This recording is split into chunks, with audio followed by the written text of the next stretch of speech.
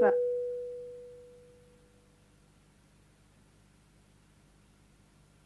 That better?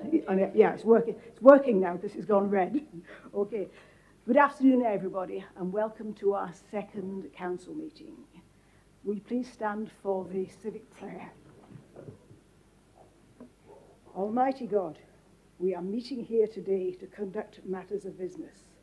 Please guide our hearts and minds in the spirit of fairness, right thought and speech. Impart your supreme wisdom upon our activities so that our affairs may reach a successful conclusion. Thank you for being our source of guidance today, the advancement and true welfare of our people and Australia. Amen. We also want to recognise the traditional owners. We acknowledge the traditional custodians of this land and pay our respects to elders past and present. The Armidale regional community pays tribute to their love of the land, love of people, and love of culture. We all share the beauty of this land, the richness of its soil, and the uniqueness of its wildlife. Let us walk together in the footsteps of understanding. While varying diversity, let us share the same hopes for a better future. Please seat, and then I'll tell you about the Audit Stream.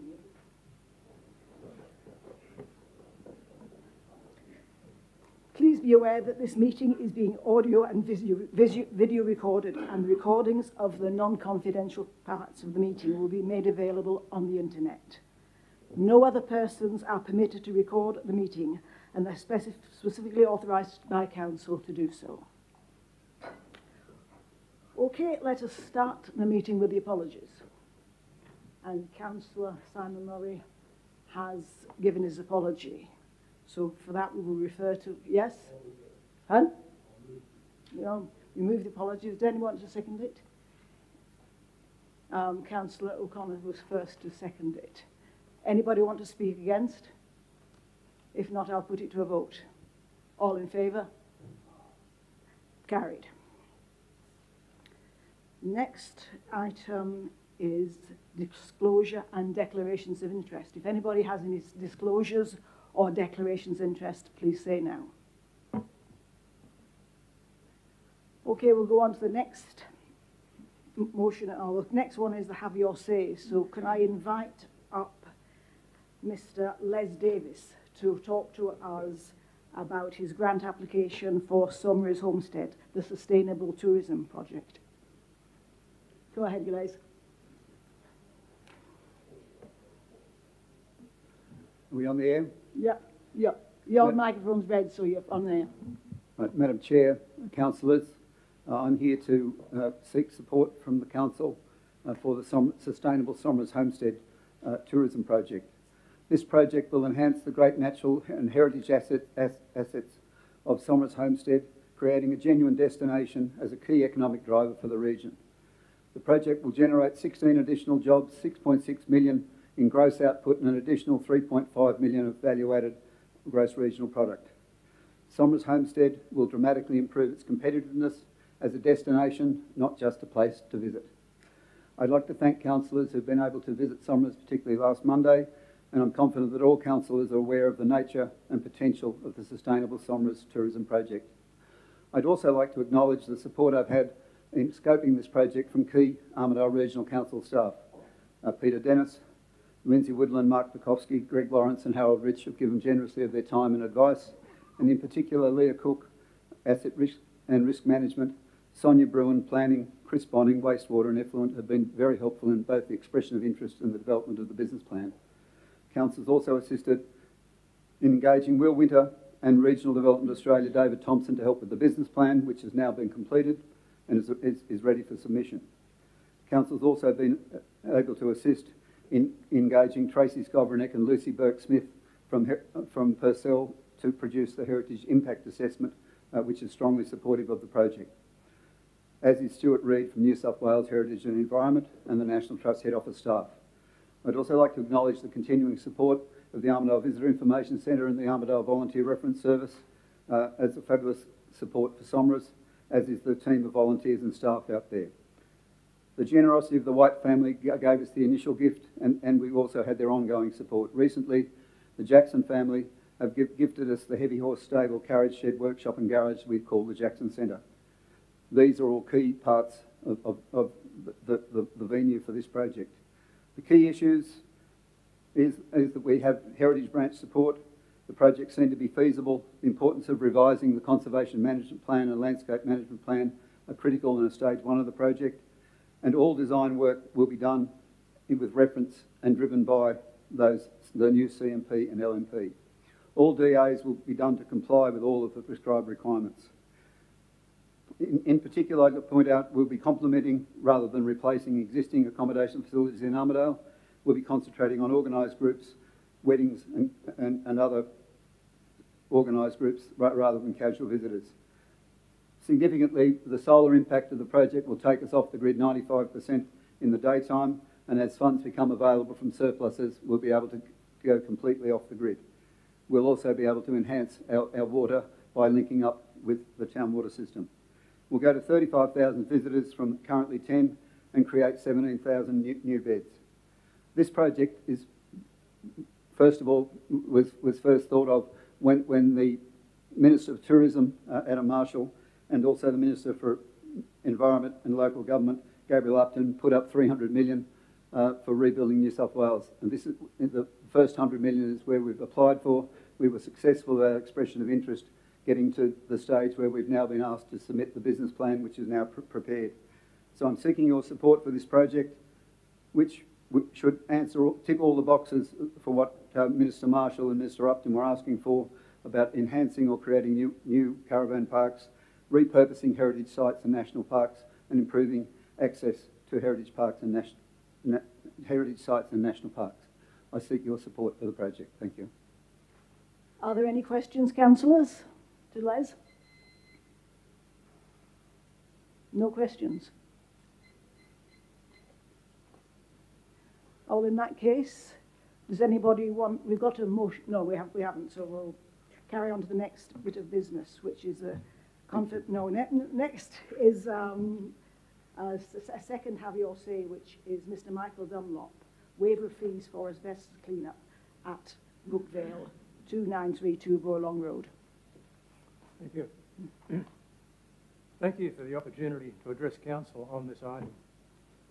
I would like to give some background to this request for assistance. My wife and I are the owners of the property Brookvale, located at 2932 Borlong Road. On the night of the 12th of January this year, there were severe electrical storms in the area. Late that night, we heard a lot of banging noises. I went out to investigate and found that the cottage was well alight, and the noise was the roofing iron collapsing. I called 000, and a number of fire teams attended. However, the building was destroyed by the time they arrived. The fire crews advised that there looked to be asbestos in the debris. We had a site assessment done by Regional Enviroscience, and this confirmed that friable asbestos was present. The asbestos meant that a Class A licence holder would need to be engaged to do the clean-up. 2 quotes were received, both were just under $31,000. We want to clean this site properly and not leave any dangerous material for subsequent occupiers of the property. The building was unoccupied and was not insured. As mentioned in the report by your officer, these matters are often resolved by illegal burial on rural properties. My interpretation of the report is that it is recommending that Council forego the profit margin associated with receiving this waste material. We feel that as a general principle, if Council waived all tipping fees for friable asbestos, it would encourage appropriate disposal of this very dangerous waste material. In the recent Sir Ivan fires in the Warrumbungle Shire, the Council made tipping free for friable asbestos for affected owners. To us, this sets a very sensible precedent. The wording in the report to Council, it is alleged a lightning strike caused a fire to destroy a rural cottage located on the property, seems to me to be suggesting some other factors may have been involved. I find this very disturbing and can advise that the Armidale Police did attend and a report was produced which can be obtained under FOI. My understanding is that there was no suggestion of any alternative cause in their report. The report to Council also stated that meetings have been held between the property owner and the relevant council officers.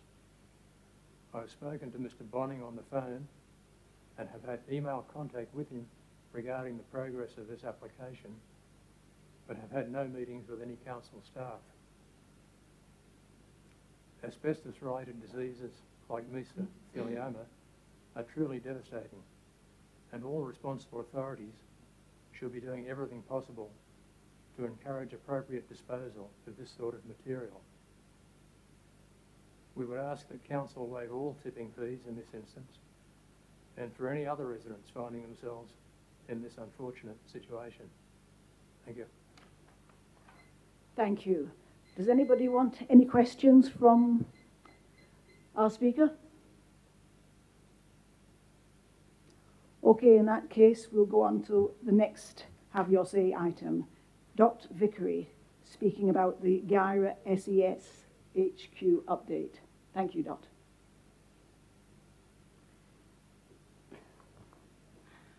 Thank you, Madam Mayor. I was a former councillor with GIRA Council and I wish to speak against 12.8, the proposed development of the SES building to Lock Harbour Crescent. I feel this is an unacceptable decision, as this is in the centre of a residential area with quite a few families with children living there. SES train at night, and this could be a drawcard for the curiosity of the youth who wander at night, as well as possible disturbances to the residents. Council owns land in Sunburn Crescent between the hospital and the sporting fields.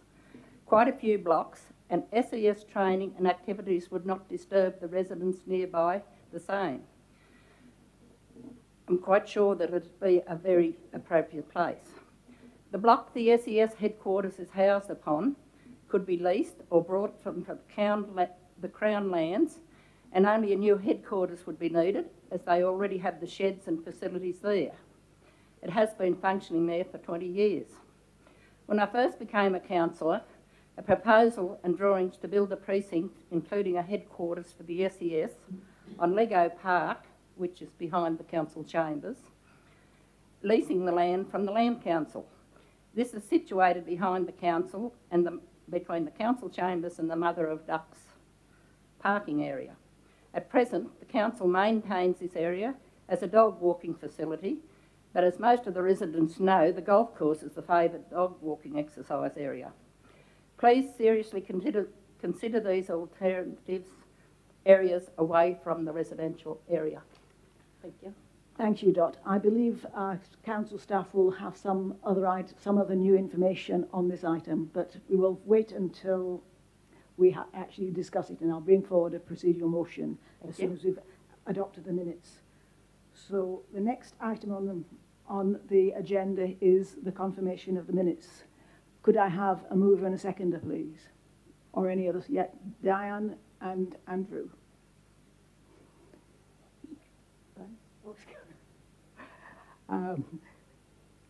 So does anybody want to speak against the adoption of the minutes? In that case, we'll put it to the vote. Show of hands, please, if you approve. Thank you. Now, I'd like a... Yes?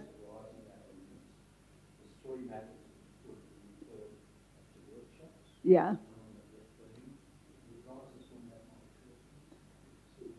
Yes, Mr. CEO, we can be assured of that.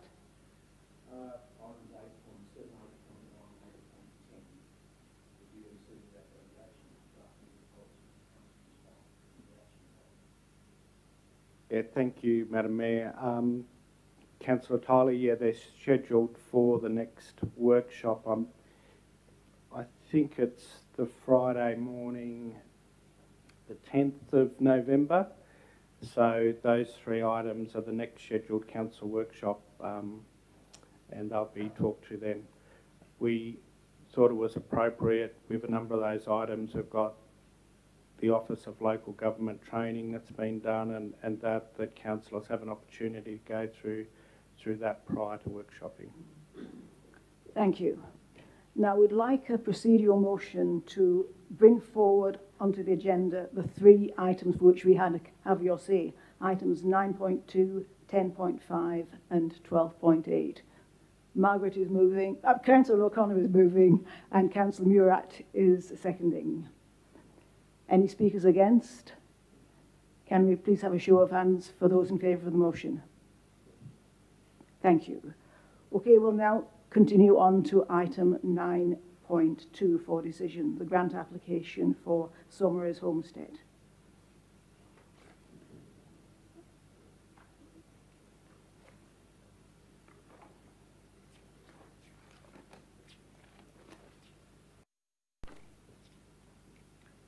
So we have a recommendation that Council approve the proposed co-contribution of 730,000 towards the total funding of 2.7 million, the total project cost for the Somers Homestead Sustainable Tourism Project through a joint application with the National Trust of Australia to the Regional Growth, Environment and Tourism Fund. I'd formally move the recommendation. Does anybody want to second? Councillor Martin was first. Does anybody, I think we should probably have a discussion on this, so does anybody want to speak? Do you want to speak for the motion? I will speak, and if there's opposition, I'll exercise my right of reply. Thank you. Yeah, and how about the seconder? Well, one at a time.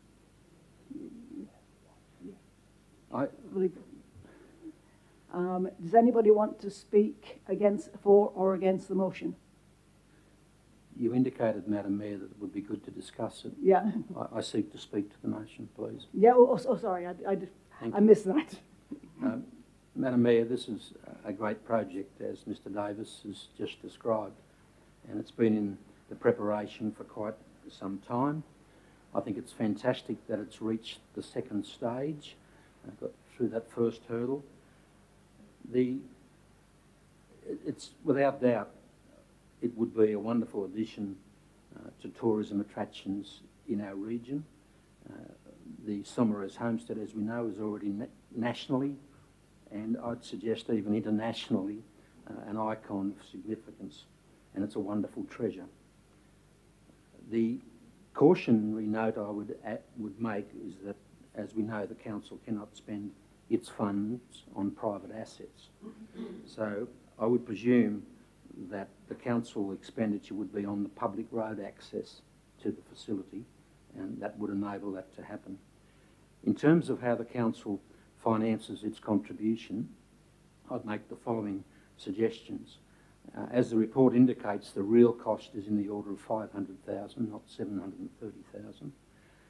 The council, the new council, was the beneficiary of a $9 million merger grant, the greatest proportion of which was allocated to upgrading 3 roads and many timber bridges. The expenditure of those funds, which are in Council's trust fund as we speak, and have been there for nearly a year, will take in the order of 2 or 3 years to complete. Given that, it would be a relatively simple matter in a capital budget this current year of $39 million. It would be a relatively simple matter to allocate 500,000 in lieu of some of those road and bridge projects. And we have the knowledge that the merger fund, roads and bridge projects, will take, as I said, 2 or 3 years at least to complete. So we've got that capacity within our capital budget to allocate these funds and get on with the project. And I would urge the council to adopt the recommendation on that basis. Thank you. Does Councillor Martin want to speak on this? Does anybody want to speak for the motion? Could I ask the mover a question? Yes. If we're going to take the money from the merger fund, so because we're not doing it for 2 or 3 years, does that mean we would pay it back at some future stage? No, you're offline, sorry.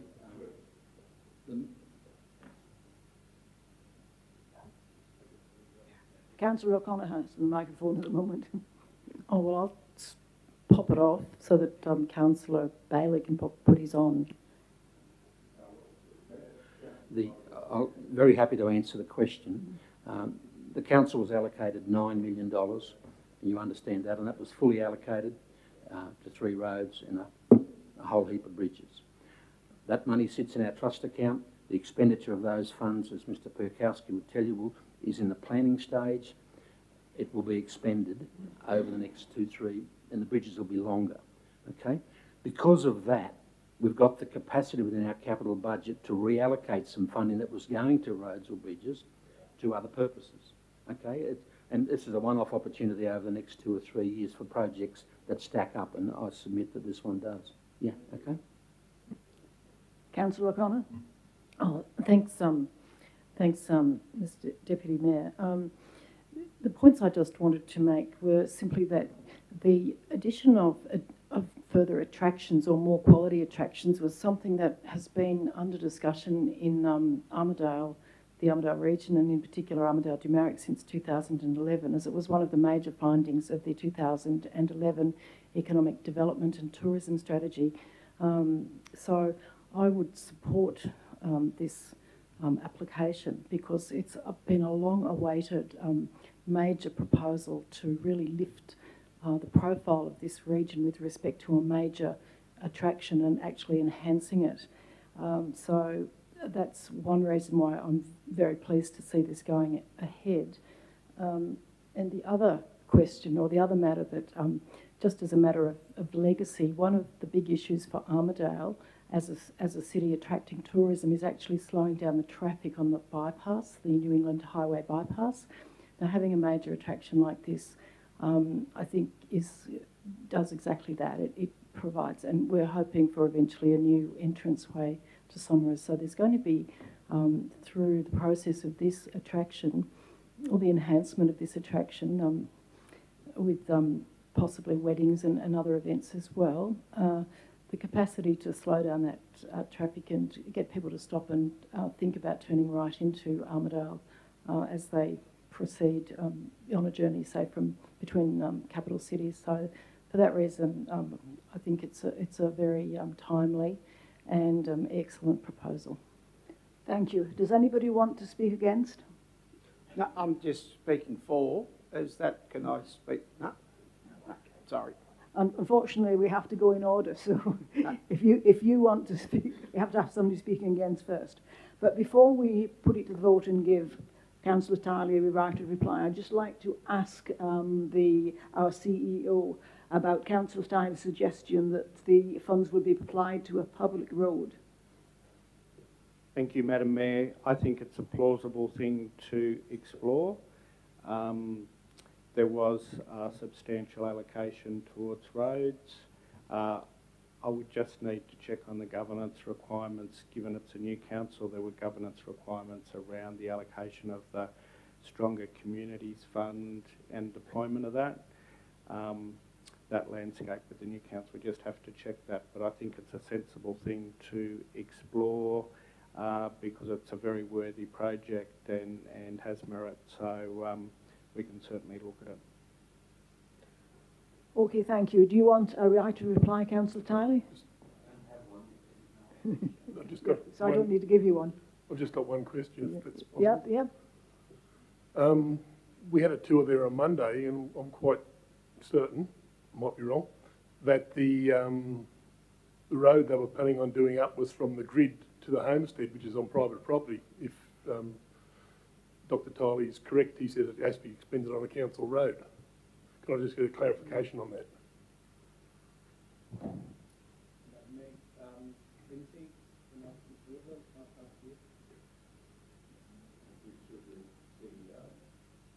Yes, to respond to Councillor Murat, the focus at the moment is on that internal road. It's not a public road.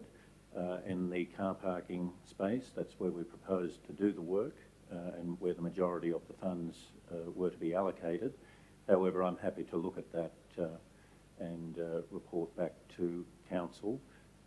Just to note, though, that the business case, the second phase of the application, is due on the 31st of October. So we need to get this application in, and hence the involvement of the council meeting today, the presentation of the council meeting today. So I think that we can look at that, look at the options around that, but I'd need a little bit of time to do that. Thank you. And just in case this new information wants any further clarification, then I would ask if anybody wants to speak against. Madam Chair, the questions that have just been raised could be perceived as perhaps opposition to the motion. I'd add to what, if I may. Yeah, you can have your right to reply. This is not a right of reply, but adding to what Mr. Woodland said, the council allocated $330,000 towards the Bellevue Oval lights in partnership with the university on the basis of a deed of agreement. And I believe that that would be possible here given the nature of the facility that we're trying to support. So that would be an option for you to look at. But I think in any case, we ought to adopt this recommendation, get the application in the system by the due date. Thank you. Okay, thank you. If there's no further discussion on this, then can we have a show of hands for those in favour of the motion? Unanimous. Thank you. We'll now go on to the next piece of business, which is Mr. Michael Dunlop, 10.5, the waiver of fees for the asbestos clean-up. We have a motion before us. Does anybody want to, a recommendation before us. Does anybody want to move it as a motion?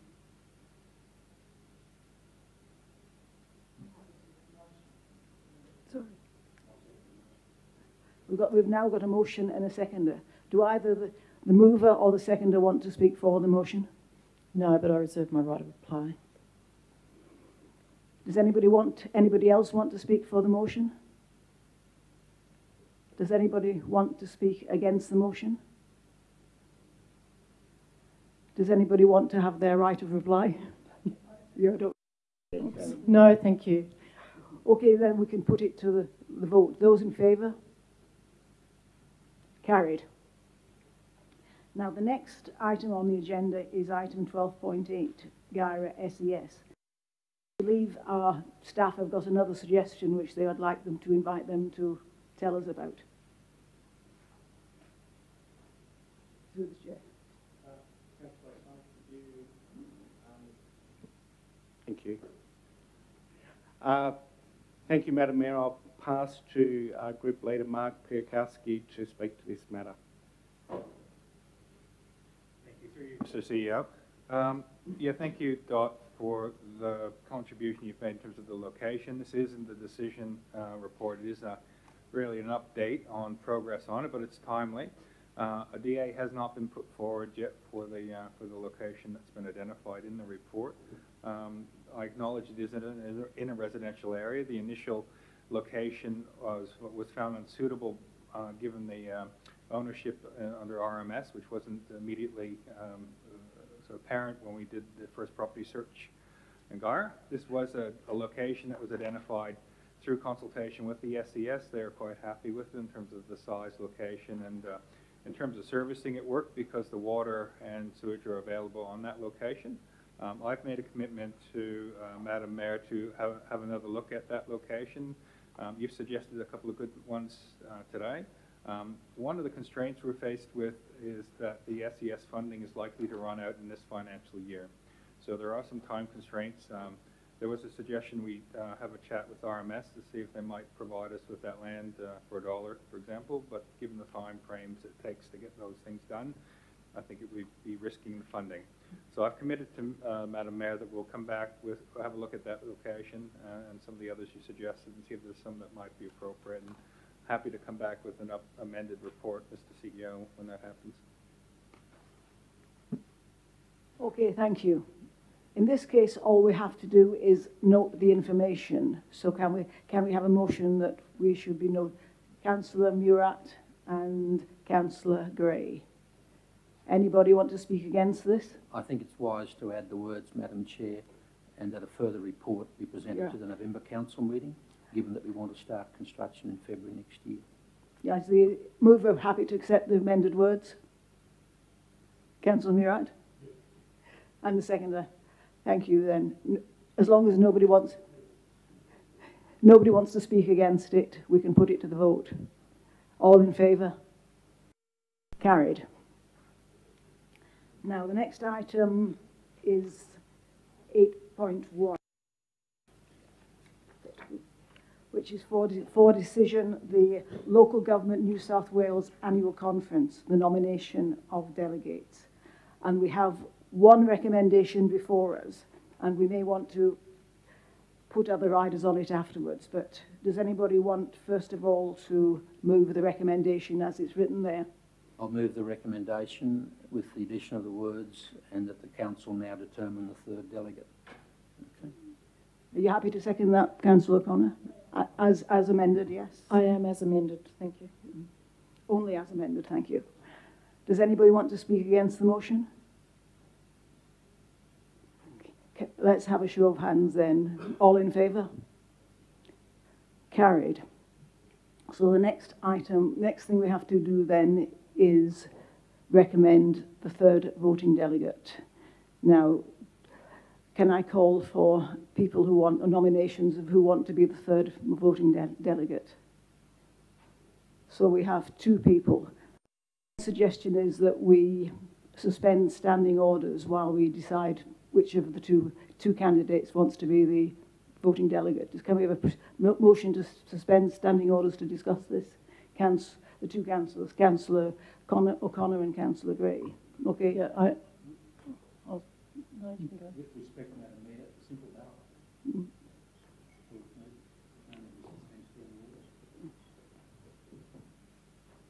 Are you happy with that, Councillor O'Connor? Oh, yes, I'm happy so long as I get an opportunity to explain why I would like to have voting rights.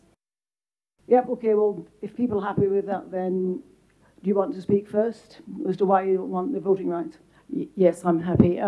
As councillors will note, there's a motion further down the agenda with respect to the Deputy Mayor's motion for to go up to this conference for debate statewide, amongst councillors statewide. It's in relation to Armidale's position with respect to clean air.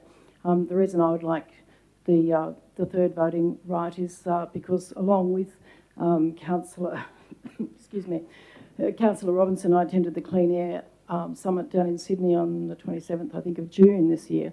I've formerly been, on other occasions when I was a councillor in the past, been at the local government conference and spoken to this topic. Our councillors here may not be aware of the Sydney-centric nature of our state government, and also the Sydney-centric nature of a lot of the motions that come before the local government conference. Now this happened, I think, in 2015 local government conference, when the matter of wood smoke and air quality arose, and I had to argue fairly strenuously that it wasn't just an urban problem for city-siders, but it must be considered in relation to regional communities like Armidale. So I've committed myself both at that conference, but also prior to this, to working with Councillor Robinson and the rest of the council on clean air. One of the issues we have to really do a lot of work on is advocacy towards the state government, in particular the Environmental Protection Authority, with relation to the importance of dealing with Armidale's air quality problem. It's quite different to metropolitan ones, quite different to the Hunter Valley ones, which are seizing most of the state government's attention at the moment. So I want to be able to walk up to the microphone at that conference, and I can only do that as a voting delegate, and prosecute that case, and also do the same networking and lobbying people at the conference. So that's why I'm particularly concerned that on this occasion, I really applaud Councillor Gray's interest, but on this occasion I really think the time frame is pretty tight for prosecuting this concern, because we are in need of funding from the state government, and we're in need of support from the Local Government Association for the particular serious air quality problem we have here, but also explaining that the scope of it's quite limited, so the fix for it is very doable in my view, but we just need to do a lot more advocacy, and that's why I would like to be the third voting delegate. Thank you. Can we please suspend standing orders before we ask Councillor Gray what she wants to say? So can I have a motion to suspend standing orders? With respect, I don't think we did actually suspend standing orders. Yeah, no, well, we should do it now, because you're not really...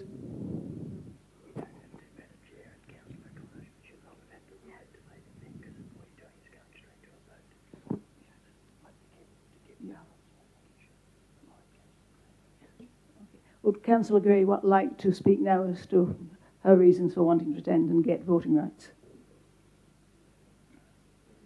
Madam Chair, it's incorrect of Councillor O'Connor to say that you have to be a voting delegate to speak to a motion at conference. Non-voting delegates can also speak, they just simply cannot vote. And I'm disappointed that we've in fact, in part, debated the notice of motion item, which comes up later in the day. Yeah. And I'm also disappointed that the candidates are allowed to speak at some length about why they should go to a conference, but this council wouldn't let the intending candidates for mayor speak about why they should be mayor. I rest my case. Thank you. Oh, I'm on. In attending the conference as a voting member, I believe that I would bring, and I appreciate the sentiments that Councillor O'Connor has said. I think it's also important to realise that the voting is something, a responsibility that requires balance and also a interest in a wide range of areas, and I think that I can bring that. I think that's pretty much all I need to say on that. Thank you. Thank you. So now we need a ballot. So the best thing is vote in seats. So how many, can we have a show of hands who wants to vote for council, please? That's 4. Can we have a show of hands who wants to vote for Councillor Gray? That's 5. So I think we have to make Councillor Gray our voting member. With great respect, did you vote? No, I didn't vote. Are you planning to vote? Well, if I vote, it will be 5-all. And it would be unfair in this case to use my casting vote, I think. However, Madam Deputy Mayor, if you don't vote, you seem to be voting in the negative. That's what the code says. That supports what Councillor O'Connor said. Is there a negative in a two-person vote? Like is it? Yeah, I voted, but is there a negative in a two? I don't think there is a negative, is there? So.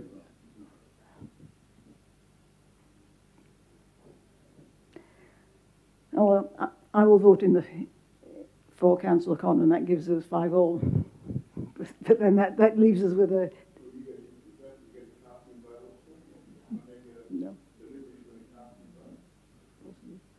Can the staff advise us on this, please?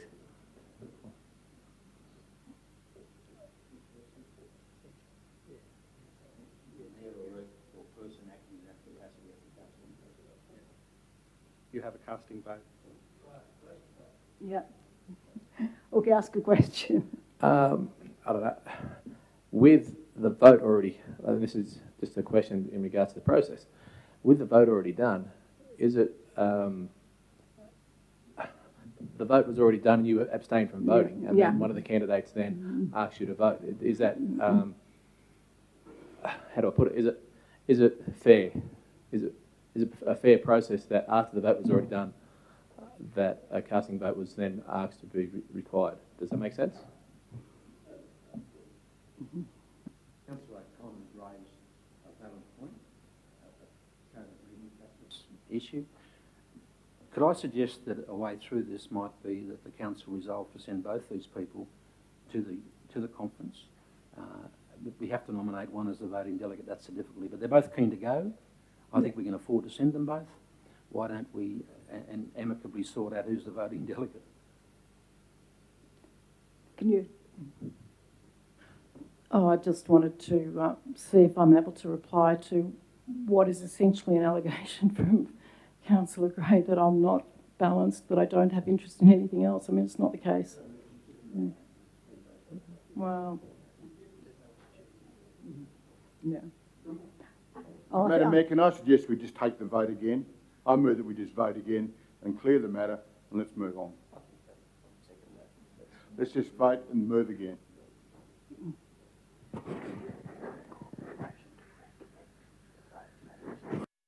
If we do that, I have to call for a motion to recommit the vote. I move a motion to recommit the vote. And second it. Okay, let's recommit the vote?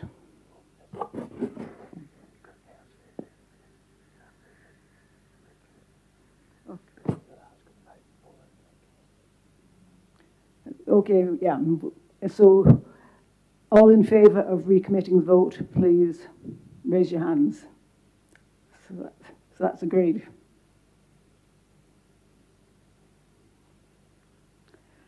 Okay, let's take the vote again. Who wants to vote for Councillor Gray? Yeah, I said Councillor Gray. And that's 5. And who wants to vote for Councillor O'Connor? Oh, voted. Well, in this case, it's very split. And unfortunately, I think it was probably, since we've had this big debate, that I'll use my casting vote to nominate Councillor O'Connor. Although it is really a shame that we have to make a decision like this. And hopefully we can sort it out later, or the Councillor Gary will be happy to speak to as many motions as she likes. And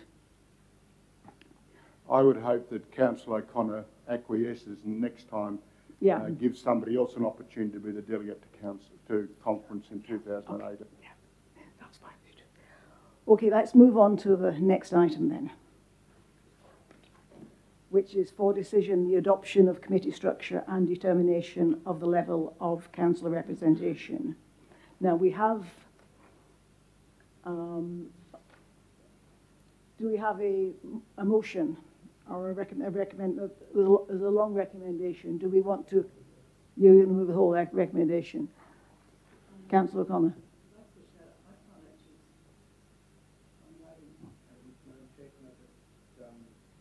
Oh, thank you. I've now got the microphone.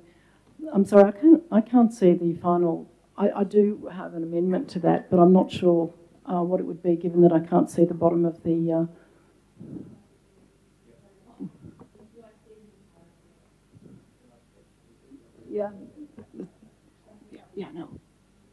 Do you want to speak to it? Yeah, I just foreshadows an amendment to that, or can I put an amendment now? No, I think we have to have a mover and a seconder before you foreshadow an amendment. Could I suggest that we deal with each item separately? I have a number of concerns about a number of the committees that we quickly deal with. Yeah, okay, we'll deal with them in seriatim then. Seriatim, thank you. Okay, so we're first dealing with item A, that the Armidale Regional Reserve Trust be retained. Those in favour? Any speakers? Any movers?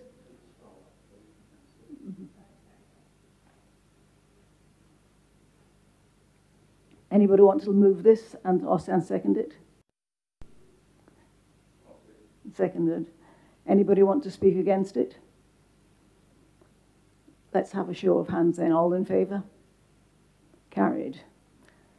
The next one is that the following advisory committees be retained, and they are the Regional Youth Advisory Committee, Arts and Cultural Advisory Committee, Audit Risk and Improvement Committee. One at a time, please. No, we'll just do we want to go one at a time? Yes, in this? I wish to speak to the first item. Yeah, okay. Further in the report it talks about the councillors that would be on it. In relation to the Youth Advisory Committee, I don't wish to see councillors as chair or members of that committee. And the reason is that this Youth Advisory Committee has about 12 young people, school-aged, 16 to 18. I attended several times. They're a wonderful group of people. The last thing they need, in my view, is an oldie like us going in there and being put in the position of chair. I think it'd be counterproductive. By all means, have a councillor there as a listening person who comes back and speaks on behalf of the council in terms of their recommendations to council. This committee has struggled to know how to write minutes and present reports to council. That would be a role of the councillor who is involved. But for us to impose a chair and an alternate delegate on this young people's committee, I think would be very counterproductive from my experience in attending the committee meetings. They're a wonderful group of young people, but they don't need that. Thank you. So I'll move that the Youth Advisory Committee be as presently constituted, and that one councillor be council's representative on that committee. Does anybody want to second this? Does anybody want to speak for this motion? Oh, does move and second? Yeah. Well, she was next in line. Okay. Yeah. Second, I take precedence. Okay. Well, it's the second who has the chance to speak first. Okay. I agree with Ian, most definitely.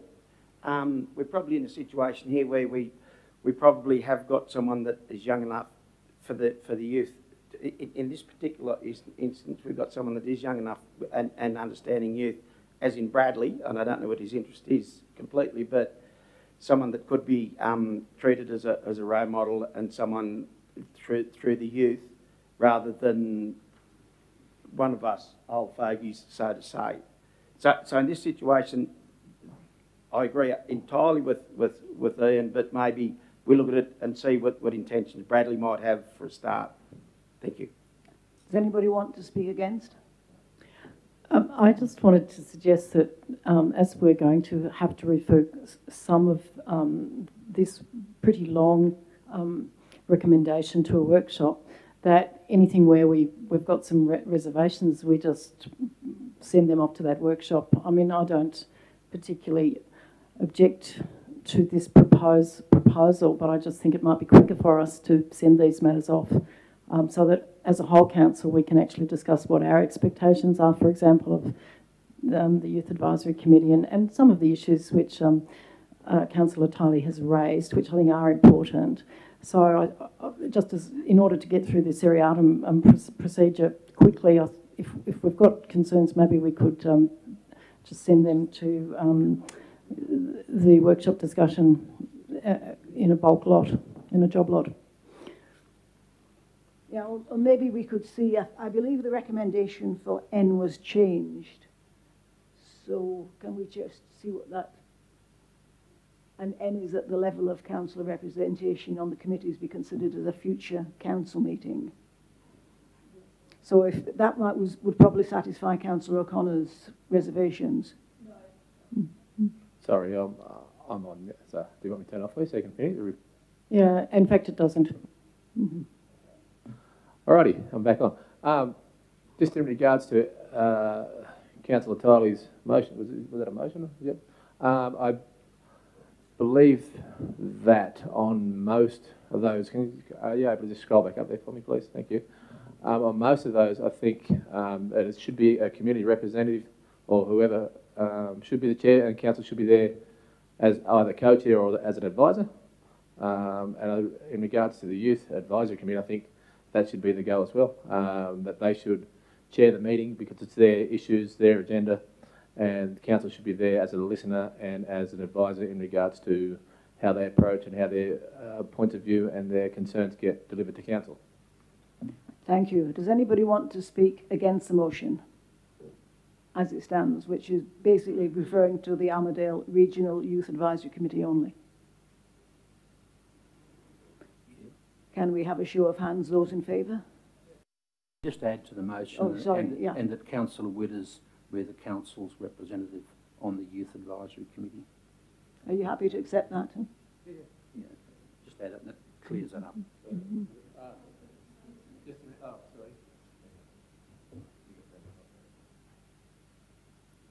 Oh, well, I would oppose that the whole question of who's on what committees is something that we've decided not to, or that is not on the agenda today, and to jump in and appoint some committee chairs or members and not others is just disorganised, and also it doesn't really allow all of, I mean, we'll be in long debate here if we start appointing some councillors to some committees and others not. I mean, are we going to do this for everyone, have an argument about who's going on what committee, when I think the agenda was quite clear that that was not going to happen at this meeting. That's me. sort of go along with what Councillor O'Connor has said there. I know there are other people that were interested in being on that committee, and I'm sure they would like their chance to maybe be involved. So we'll just follow the procedures or wherever they were. Councillor Tiley. Right of reply, Madam Chair. Yes. Clearly there's been some discussions outside this chamber about membership of various committees, a discussion to which I wasn't privy. I've only selected the Youth Advisory Committee, no other committees, because I see that as a different circumstance where young people should be in charge of their own committee and not a councillor. To defer these matters, as we did last month, means that we are putting off making decisions, and I'm keen to see us make decisions, and this is an easy one.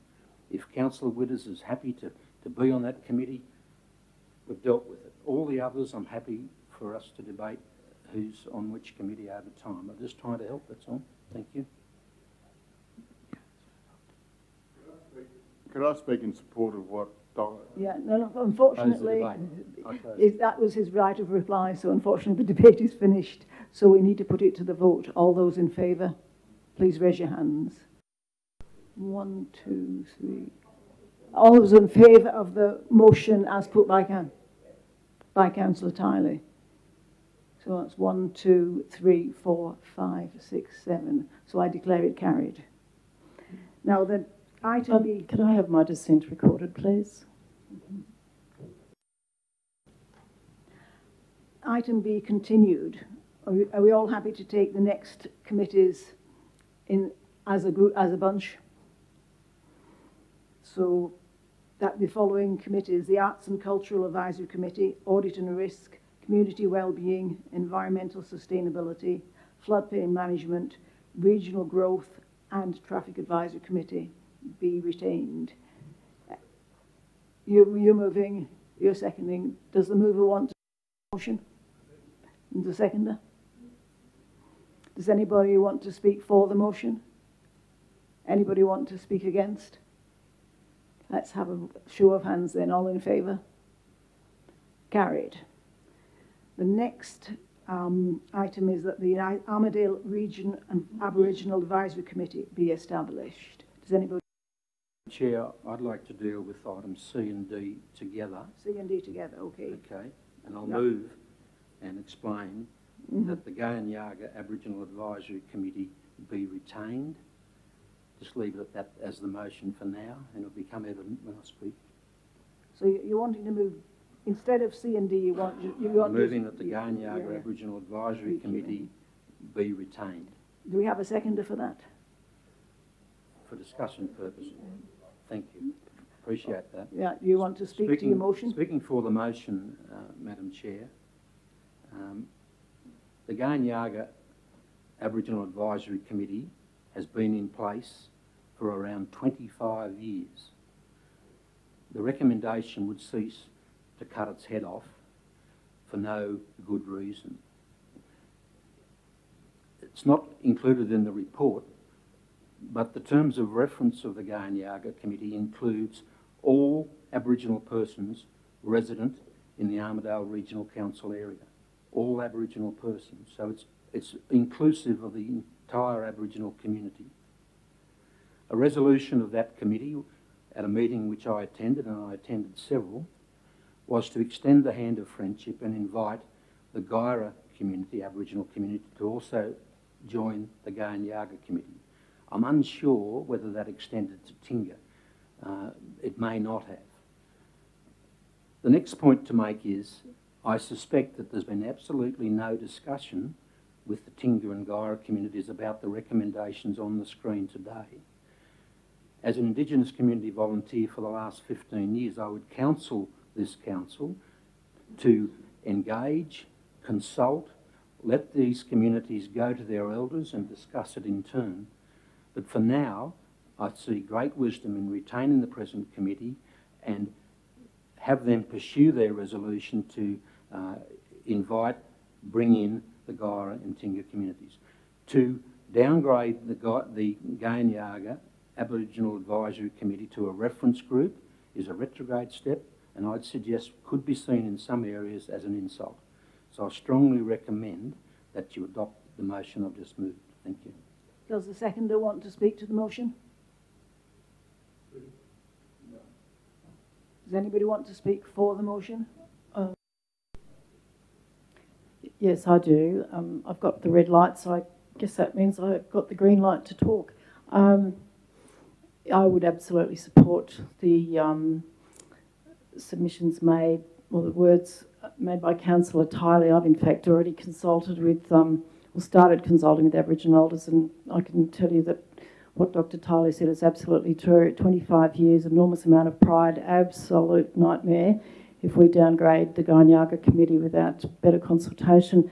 I would like to also suggest that this whole issue go to a workshop, or some other place, or be deferred. Perhaps a deferral of this particular part of the motion to the next meeting might be the correct way to go. I'm quite happy to propose that we go into a committee of whole or suspend standing orders to discuss this.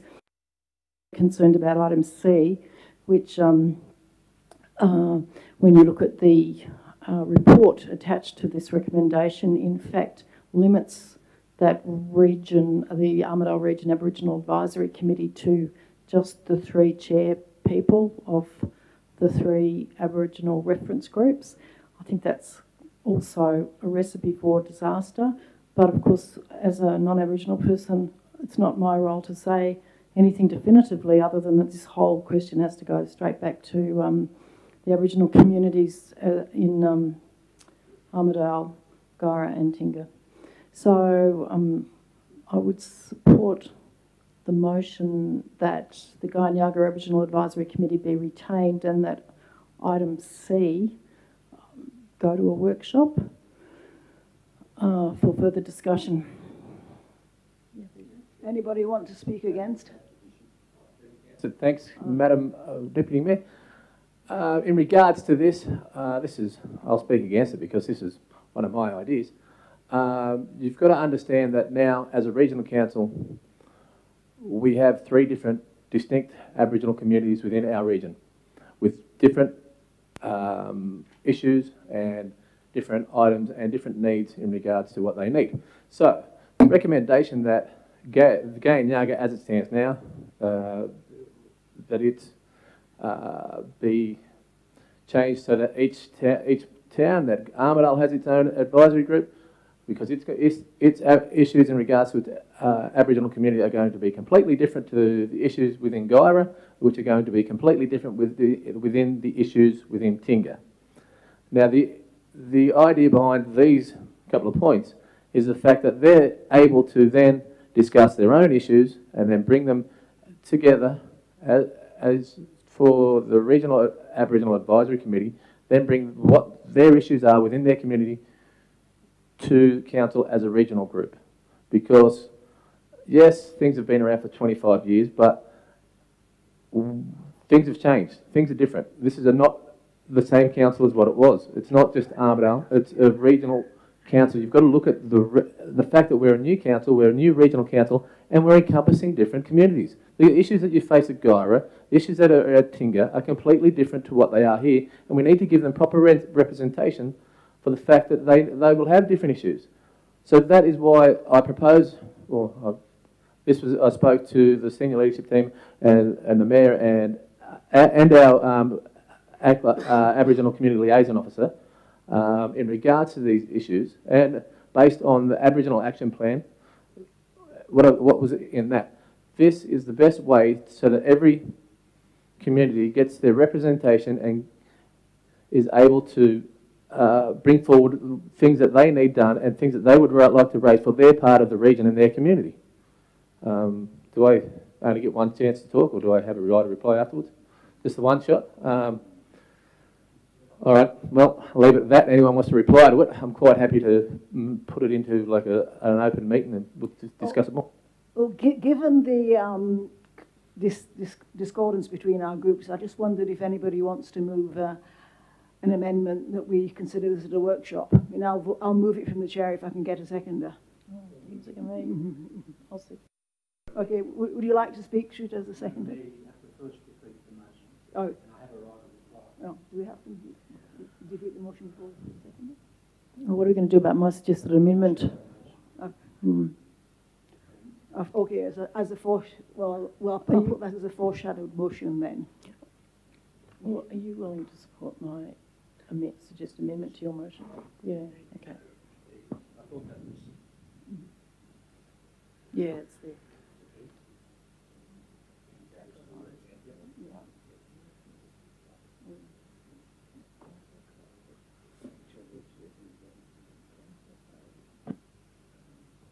Madam Mayor, we essentially have agreement by virtue of the motion, which is the committee be retained, and as Councillor O'Connor said, and we go to workshop to discuss other matters. If I could have a right of reply in relation to that motion, to which I'm entitled. On another council, I established an Aboriginal Consultative Committee where there were not 3, but 5 communities. And each of those communities elected their delegates to the Central Aboriginal Consultative Committee, and it worked fabulously well. And each community had different issues, sure, but they worked together to resolve the issues cooperatively. It worked fabulously well, and I can't see why it wouldn't work here, and that's why I moved the way I did earlier. So I think it's clear that we need to retain the committee. I don't think there's too much opposition to that because of its long-standing nature, the fact that there hasn't been consultation, and let's go into workshop session and sort out the other mechanics of how we make this work. Thank you. Okay, given that and that Councillor Stiley's had his right of reply, I will put it to vote, bearing in mind that if the motion is lost, then we will workshop the issue. So all those in favour?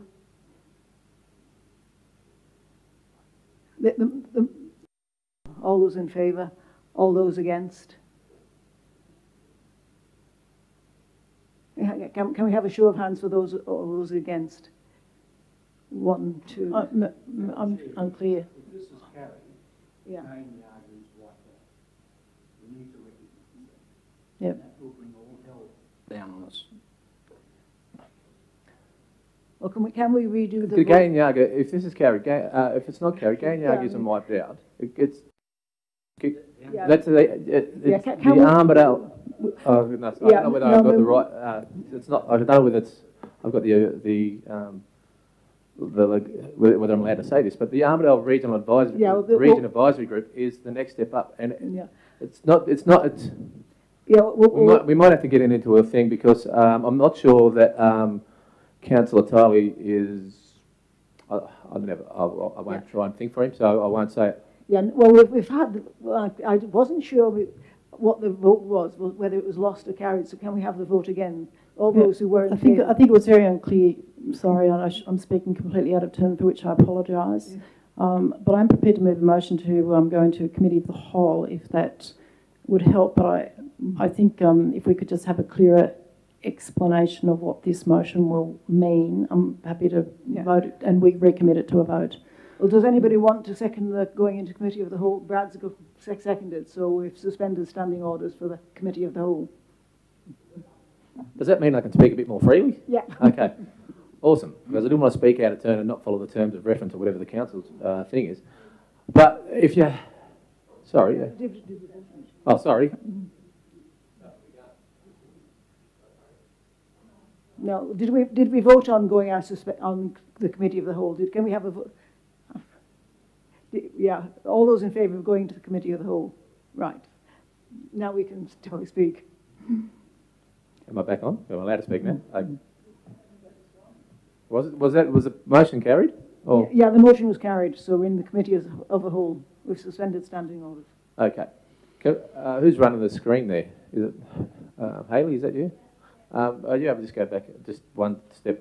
Just there, that'll do me. Right. So the issue. My understanding is from Councillor Tiley and Councillor O'Connor that you're concerned that the Gain Yaga committee will be lost. Is just a nod, just a downgraded. All right, it's not a how do I put this? Again, we've had Gain Yaga, but in the old councils. But again, this is a new regional council, so you have to set up different things newly. It has to be set up with a new structure. Now, Armidale still, which was the Gain Yaga committee, which is Armidale's committee of representation is still there. It's just not called Gaynyaga anymore. The top advisory committee, which is the ones where the delegates from Tingha, Guyra and Armidale, from my understanding, will be the Gaynyaga committee, which is still there. So the Gaynyaga committee is still there. It's just the one that the delegates from each of the reference group go to. It's now no longer the Armidale, just Armidale on its own. So the Gaynyaga is not being lost. It's just moved up a step so that the region representatives then come to that one instead of it just being Armidale. Because if you're concerned about a name and Armidale not having a voice, then Armidale still gets its voice in regards to their Aboriginal Advisory Committee or reference group, whatever you want to call it. And then the issues that come out of that one then get put up to the main regional advisory group, which can still be called Gaynyaga, which I'm not a big fan of the name anyway, but it can still be then. So it's not getting lost. So I would like some sort of clarification on from Councillor Tiley or Councillor O'Connor in regards to what their issue is. Look, I just want to say that I am in furious agreement with Councillor Tiley on this point and reluctant disagreement with Councillor Witters at this point. And I think the reason is that there's a very substantial restructuring proposed in these motions C and D. As Councillor Witters just said, there's the possibility, but not the certainty, of renaming this three-committee advisory committee, which is the subject of item C, which you can see there, Gaynyaga, but there's no certainty of that. As Councillor Tiley pointed out, the Gaynyaga committee is a liaison committee that's the oldest one in the state. It's cherished by the entire Aboriginal community in the Armidale-Jimaric area. It has already, of its own volition, invited broader membership. Look, I think the nature of the debate that we're now having, admittedly under suspension of standing orders, is such that it just demonstrates the great importance of us going back to the community and consulting about this and also taking this to a workshop. I agree with Councillor Tiley that if the motion, as currently printed in bold letters C and D, goes ahead, it will in effect be the abolition of the Gaynyaga Aboriginal Advisory Committee. It will, because it will, by necessity, be downgraded to a reference group, which is of a completely different nature and status. So I really implore councillors to support Dr. Tiley and Councillor Tiley and Councillor Bailey's motion that the Gaynyaga Aboriginal Advisory Committee be retained at this stage, or be retained, and that item C goes to a workshop so that we can.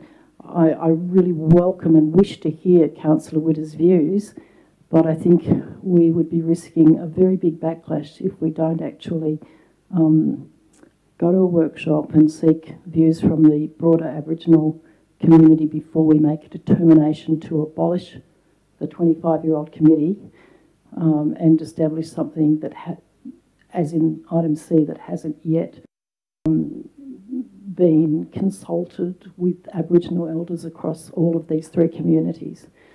So I implore you to support, when we go back into council formal orders, to support Councillor Tiley's motion. And that's said with great respect to Councillor Witters. Thank you. Does any, Councillor Gray? No. That's you. It's me. I'm still at a loss in regards to how, with the way that it's worded, that representation from each community and how the Gaynyaga committee gets lost. The Gaynyaga committee doesn't get lost. As you can see, it's to be renamed the Armidale Aboriginal Liaison Reference Group. It's still there. It's still there. But you're looking at it a point from a single viewpoint. The fact that that you've said no consultation has been done, I'm pretty safe to assume that, having consulted with my community and having read the Aboriginal Action Plan from the council, this is why I approached the senior executive team, the mayor, and our Aboriginal community liaison officer in regards to this. So consultation has been done. All right, so to suggest that there's no consultation that has been done is not entirely correct. But I'm still at a loss in regards to the motion on how and why you think that, because basically from my understanding, and maybe I'm wrong, maybe I've been hanging around the kids too long and I've lost this point, but you're saying that with the wording that it is now, that the community will have no representation at all, and that this committee that's been around the longest, 25 years, will somehow be lost. I'm at a loss on how that happens with regards to what's been going on there. Like, can you please, like I asked for it earlier, but I'm still at a loss on regards to how it gets lost in there, and how the Ganyaga committee or any community within the region doesn't get their voice heard. Councillor Gray. This might be a solution to where we're at. If the workshop included C and D. Yeah, I believe it should do. So is that with the consultation that you've received, Brad, that we can hear that? Because I understand the logic of what you're saying. Yeah, I'm not fully understanding the emotion that may be in the Aboriginal community around the loss of that committee. So I'm not sure how we... Yeah. Yeah. I understand that. So maybe it is that C and D go to a workshop. Yeah, so if we come out of standing orders and then the motion is lost, then we can... Yeah.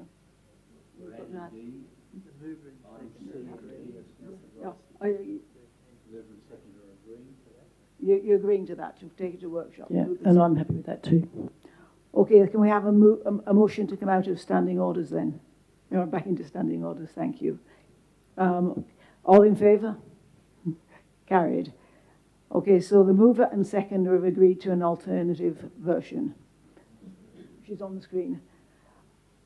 Anybody else want any comments on this? Are we finished? You've had your right of reply, so...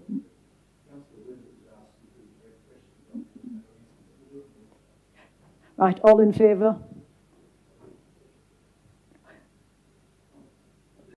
Yeah. Right, carried. So now we've got to... eventually we've got to... does anybody... Can we take the rest of E to J or K? Does anybody want to do them all in you'll move them all up to M? Is that correct? I don't agree to that. So I'd want to speak against it. You want to? Okay, we'll go to K then. Does anybody want to move?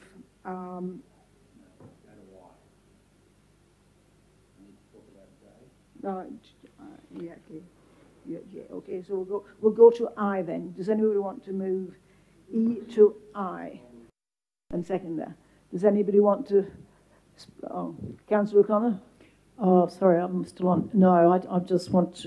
I think Councillor Tiley wants to talk on J, and I want to talk on L. Yeah, that's fine. We're only going to I at the moment. So, does the mover and seconder want to speak in favour of up to I? Yeah, and there's nobody wants to speak against. So let's put it to a vote. All in favour? Carried. Okay, so we're now on to I, that the Regional Sports Council be retained. My motion would be that the Business Advisory Committee be retained. J. Oh, somebody didn't. Yeah. Sorry. Yeah. Okay. Be retained. That's the motion, that the Business Advisory Committee be retained. And if I have a seconder, I'll speak to it. Do we have a seconder? Yeah. Okay. Right. Thank you.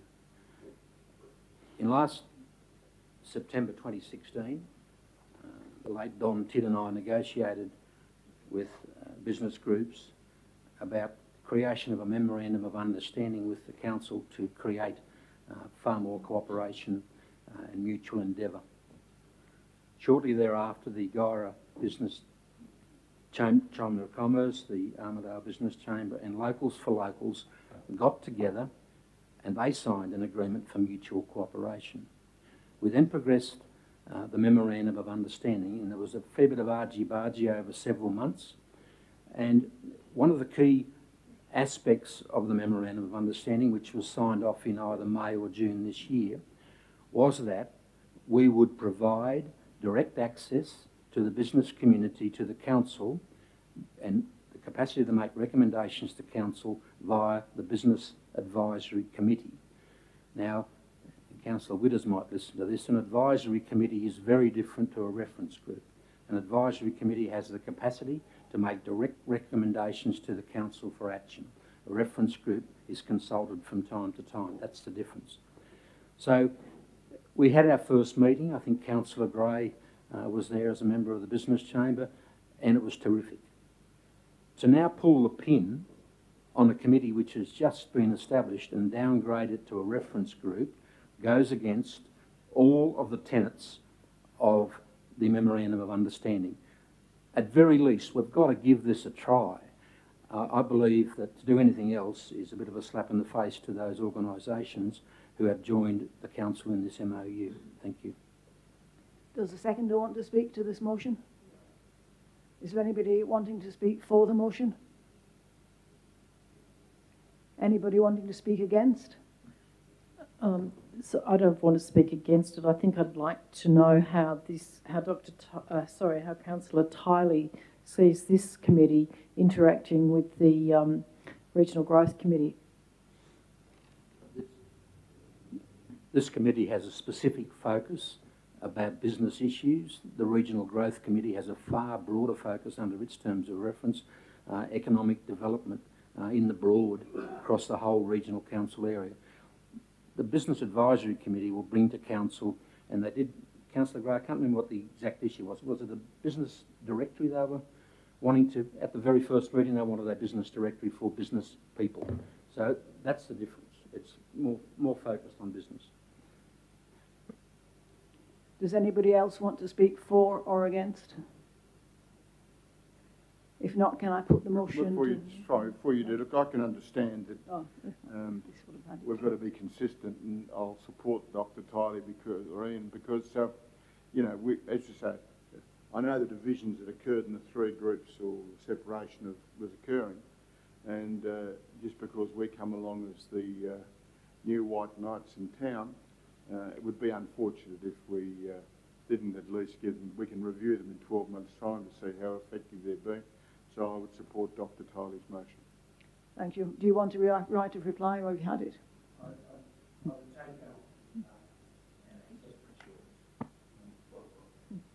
I would take up and accept Councillor O'Connor's point that perhaps a representative from the Business Advisory Committee may well be well placed on the Regional Growth Advisory Committee, but that's a matter we can deal with later. Well, why not have some cross-pollinisation? Thank you, that's enough. Thank you. Can I put the motion then? All in favour? Carried. Now for K is the reference groups. Australia Day, Gyra Showground, Pine, Armidale Airport Business Precinct, Armidale Mall Plan Reference Group. The business reference group, which I presume is different from the advisory committee, the Armidale Aboriginal Liaison Reference Group, Gyra Aboriginal Liaison Reference Group, and the Tinga Aboriginal. Now, some of these might conflict with, should we delete the ones relating to the Aboriginal reference groups, or because they're already going to be workshopped? Yes. So that would suggest that we leave the, yeah, okay, so down, so the first five then, the motion would be Australia Day, Gyra Showground, Pine Forest Airport, and Mall Reference Group. Can we have a move and a seconder to the recommendation, if appropriate? Moved and seconded. Does the mover want to speak for the motion? And the seconder? Yeah, the business has been crossed out as well. You. Madam Mayor, are we able to, at what point are we able to ask for councillor's presentation of the? Well, I believe that was going to be N. Okay. So at the moment we're just Does anybody want to speak? Madam Chair, I support all except the Airport Business Precinct Reference Group. I note that Councillor Morat just moved the motion that it be a reference group, and I'm aware that he's chair of the present Airport Users Group. I foreshadowed to some councillors before we first met that this precinct is where we're spending a whole lot of money now and will in the future in terms of our industrial subdivision. And I believe because of the fact that we're spending so much money out there and there's so much going on, that there's a need for an advisory committee. But if I defer to Councillor Morat, if he's happy with a reference group, well, I can live with that. But my view would be that it's something that the council needs to keep firmly in focus and be getting the best quality recommendations from the best people possible. So perhaps there's a case there for an advisory committee. Thank you.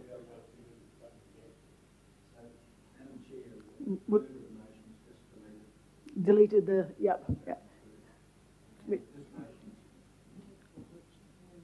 If you want to. Yeah, all right. Councillor O'Connor's suggesting it go to a workshop, but I'd like to knock it out because I think it's a very important focus. So, now I can't support you, Councillor O'Connor, but I foreshadow adoption of all of those as printed, with the exception that the Airport Business Precinct Reference Group not form, and in lieu that an Armidale Airport group, I won't say users because there's a whole lot of things out there other than airport, Armidale Airport Precinct Advisory Committee, Armidale Airport Precinct Advisory Committee be formed. So clearly this can be reviewed too, Madam Chair, after these projects are completed and things settle down. But bear in mind, we've got an industrial subdivision out there to develop and sell, and there's a Somers maybe if we get that grant. Whole lot of stuff happening out there. Thank you. Well, does the mover want to change it, or just move the first three to begin with, and then we? The regional airport precinct, because it is a regional airport. Precinct, and it should be a. And are you leaving this in your motion, or? Yes, you can stay in the motion. Stay in the motion as a reference group. As it. Yeah. So. Yeah.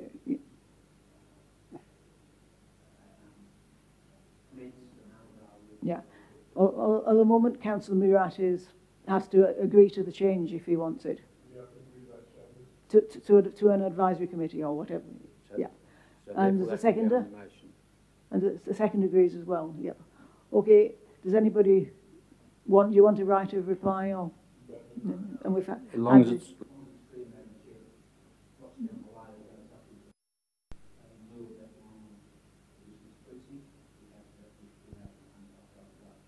Yeah, so we have to change that to change the motion then to an advisory committee, do we? Yeah. Yeah, we're just waiting for it. What they've done, Madam Chair, is the motion is that the reference groups be established, being the Australia Day, Gaia, the Pine Forest and the Mall. Yeah. And that the Armidale Airport Precinct Advisory Committee. Yeah. Stop there now. Okay, as on the screen now, all in favour? Carried. Right, so now we're on to I, that a CEO Performance Review Committee.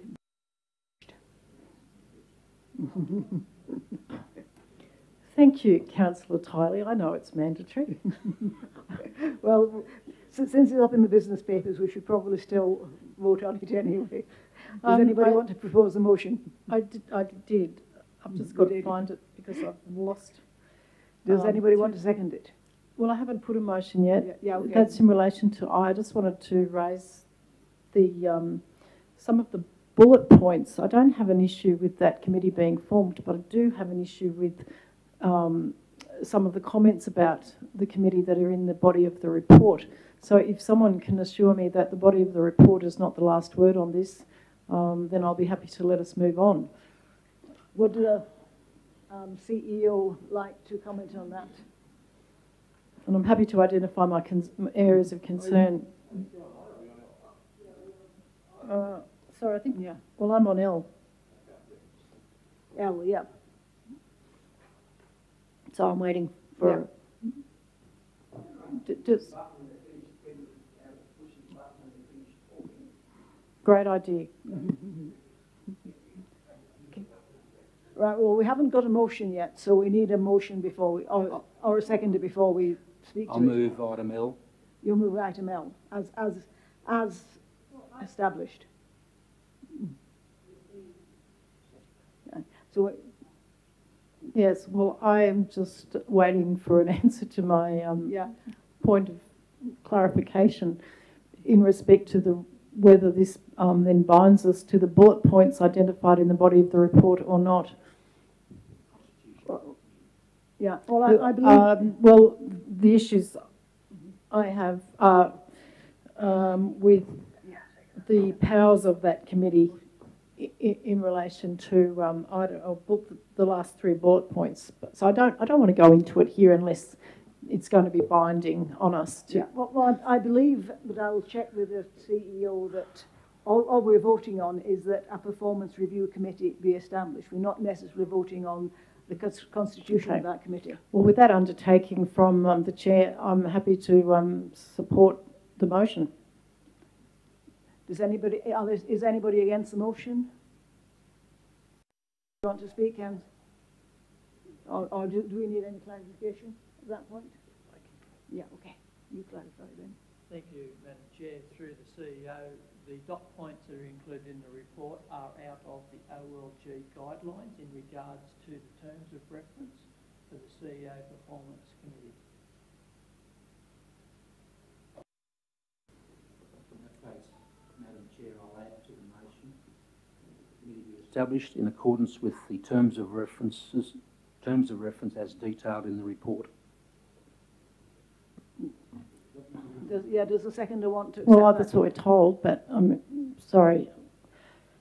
Well, I would oppose that motion as it currently stands. So.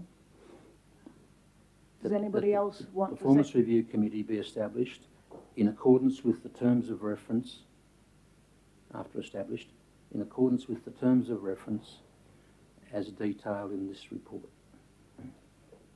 Because one question I'd like to ask through the CEO or our other staff is whether the amount of council representation could be increased without changing, without failing the guidelines, without contravening the guidelines in the OLG requirements.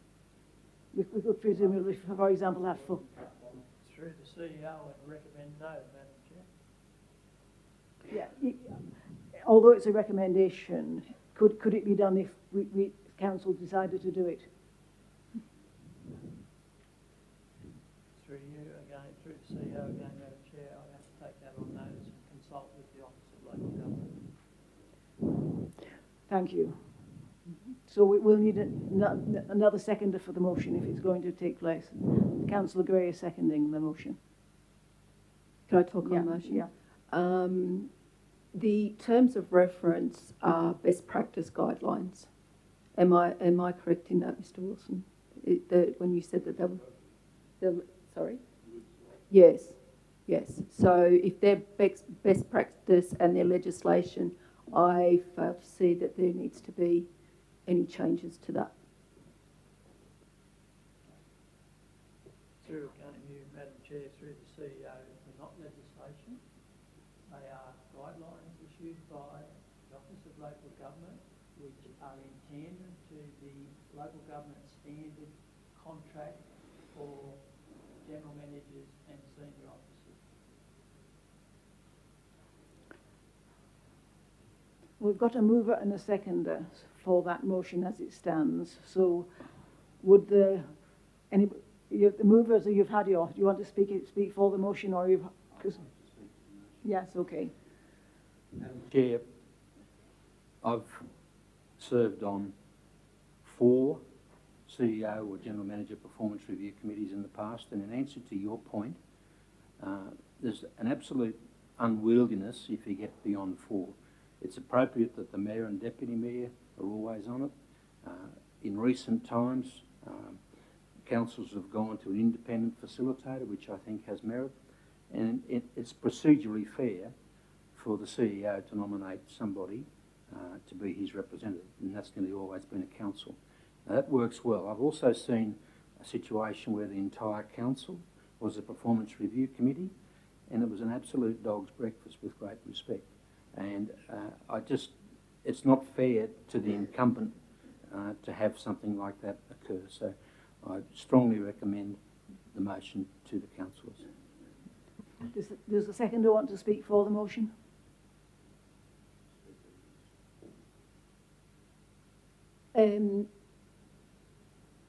As Councillor Tiley has indicated, there's procedural fairness in the guidelines. It's the terms of reference outline very clearly that there is ample opportunity for representation on both sides for CEO as well as for council. So I reiterate support for this motion.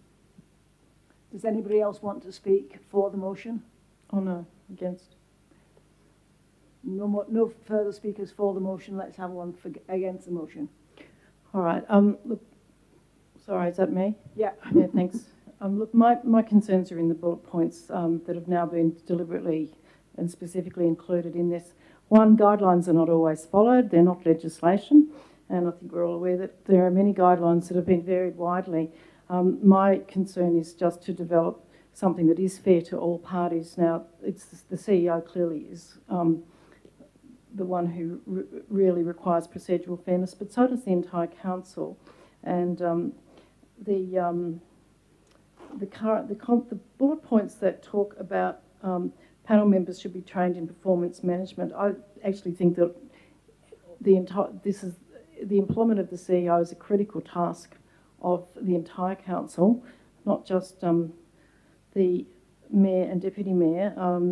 I have been involved in one, not 4, but one CEO General Manager Performance Review Committee, and it's a really delicate task, and it is the response. And I've been involved in one appointment as well, and not on their selection committee, but as part of the entire council appointing. And it is the task of the entire council. And what I'm concerned about is that, as they set out in this in the report, the committee responsibilities are to report their findings and recommendations to a closed session of council. That doesn't include any, there's no procedural protection to members of council who may want to have their views considered.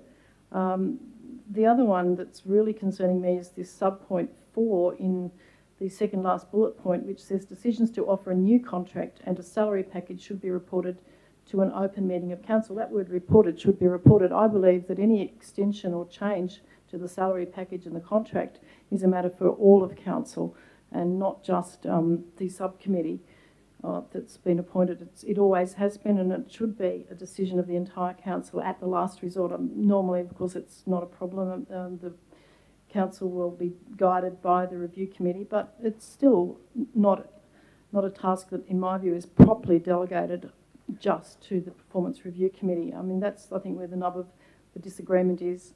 And I also think that all of council should be having input into that committee, and they can't really do that unless they receive some training in the review process itself and, you know, what the criteria are, what the KPIs are. And I speak from experience, having been not on one of these panels and certain KPIs being put in place and not communicated to myself as one of the other councillors. I just think there needs to be room for us to make sure that the entire council is not sort of hijacked by this subcommittee.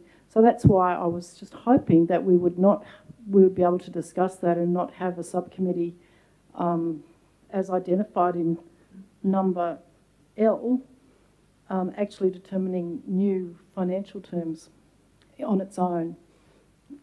Thank so you. I would support the same motion with the deletion of the last part that Councillor Tiley just added, in accordance with the terms of reference and as detailed in this report, because I think that it actually shortchanges, if you like, the role of the council as a council sitting as a whole. Thank you. Does anybody else want to speak for the motion? Does Councillor Tiley want to write a reply? Yes, please, Madam Deputy Mayor. Some of Councillor O'Connor's comments just now demonstrate a lack of understanding of the Performance Review Committee and of the process generally. It's not about, as she said, the committee hijacking the council. This is normal practice which is applied across New South Wales councils for as long as I can recall, that a subcommittee addresses the performance of the CEO, of the General Manager, and takes its report back to the full council. Every councillor has input to this committee by virtue of their capacity to put their concerns in writing to the Mayor, who raises it at the committee level. He takes it to the General Manager for his response. That's standard, normal practice. So you've got the opportunity at all times to have input if you have concerns about the performance of the CEO. The committee, as I said, has to report to council. It cannot give the CEO an additional salary without the endorsement of the council. And as I said, the full council needs to endorse the committee report and recommendations. And I think there are a lot of safeguards, checks and balances there. It's a system that works well, and I commend the motion to you. Okay, we've had the discussion. All those in favour, please raise your hand. That's carried. Now the next one is N, isn't it? M. No. Oh yes, M. That an independent hearing and assessment panel not be established. Any seconded? Does anybody want to speak for or against the motion? If nobody wants to speak for or against, then we'll put it to the vote. All in favour, raise your hands. We all have to raise your hands if you. Thank you, carried. So we're now on to N. M, is it? No, N, that the level of councillor representation on the committees. Oh, we've got two N's there, and it's the one in highlighting that is the recommendation now, that the yellow highlighting, that the level of councillor representation on the committees be considered at a future meeting. Do we have a mover and a seconder for that? Moved and seconded. Oh, sorry, I thought you saw. Well, you can take your pick. Councillor Murray and Councillor Gallatley, I am told, were the first and second. Does anybody want to speak against the motion? Can we put it to vote then? Those in favour? Carried. Now we've got a very similar one, that the level of councillor representation on the reference groups be considered at a future meeting. Moved by Councillor Murat, seconded by Councillor Martin. Does anybody want to speak for or against it? In that case, we'll put it to the vote. Those in favour? Carried. Finally, so we're now on to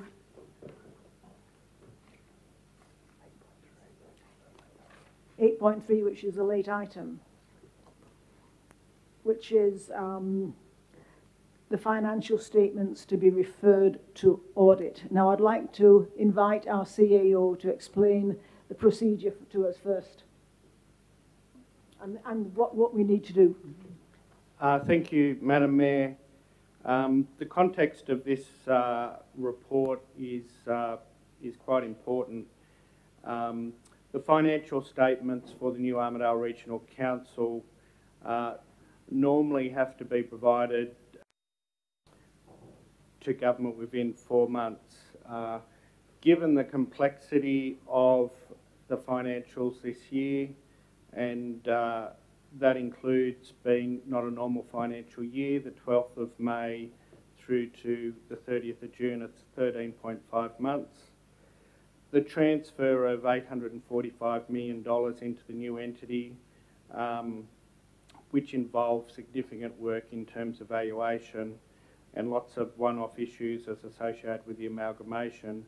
Council officers sought from the Office of Local Government to get that extension through to the 31st of December. So there's a very tight time frame. This paper's recommending that Council put that through to the New South Wales Audit Office to commence their audit. The key issue here is really, do the financials accurately reflect the accounts of Armidale Regional Council? To that end, these financials went through to the Audit and Risk Committee last night. That committee is specifically set up for this purpose, and it consists of 5 independent specialists skilled in financial statements and corporate governance. Also sitting in on that committee meeting last night was the Director of Financial Audit for the New South Wales Audit Office, Mr. James Sugama, who linked into that meeting. So the Audit and Risk Committee last night endorsed the draft financials, and the next step after this is that these draft financials are only in draft form, go through an audit process, and that will then come back to this council for final approval. Councillors should be reassured that management will work through with them to gain an understanding of the financials over the next few months. Not only the 16-17 financials, which are quite an unusual set of accounts, but also the current year financials. So the intention is to workshop through with councillors the financials, particularly leading up to development and approval of the 18-19 budget. We've already started that process, as you're aware, with the workshop the other night on the long-term financial plan, which is the appropriate place to start. So the intention is, and councillors should be reassured, that we will work through them to get an understanding of the financials of the business. So this is a really important step. We are on an incredibly tight time frame to get them through even to the extended December deadline. Failure to initiate audit now will result of us not complying with the Local Government Act in terms of submitting the financials by the due date. So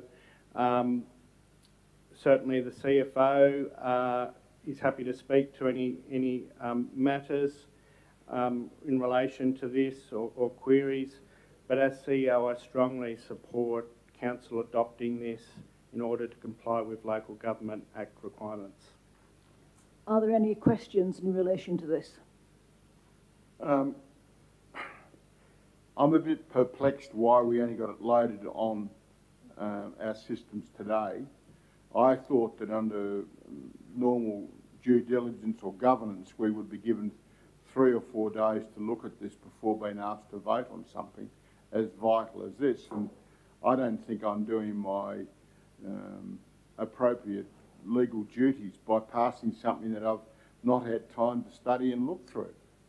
And I think it's unfortunate that we have been given so little time to digest something before it goes off to the Audit Office. Are there any other questions?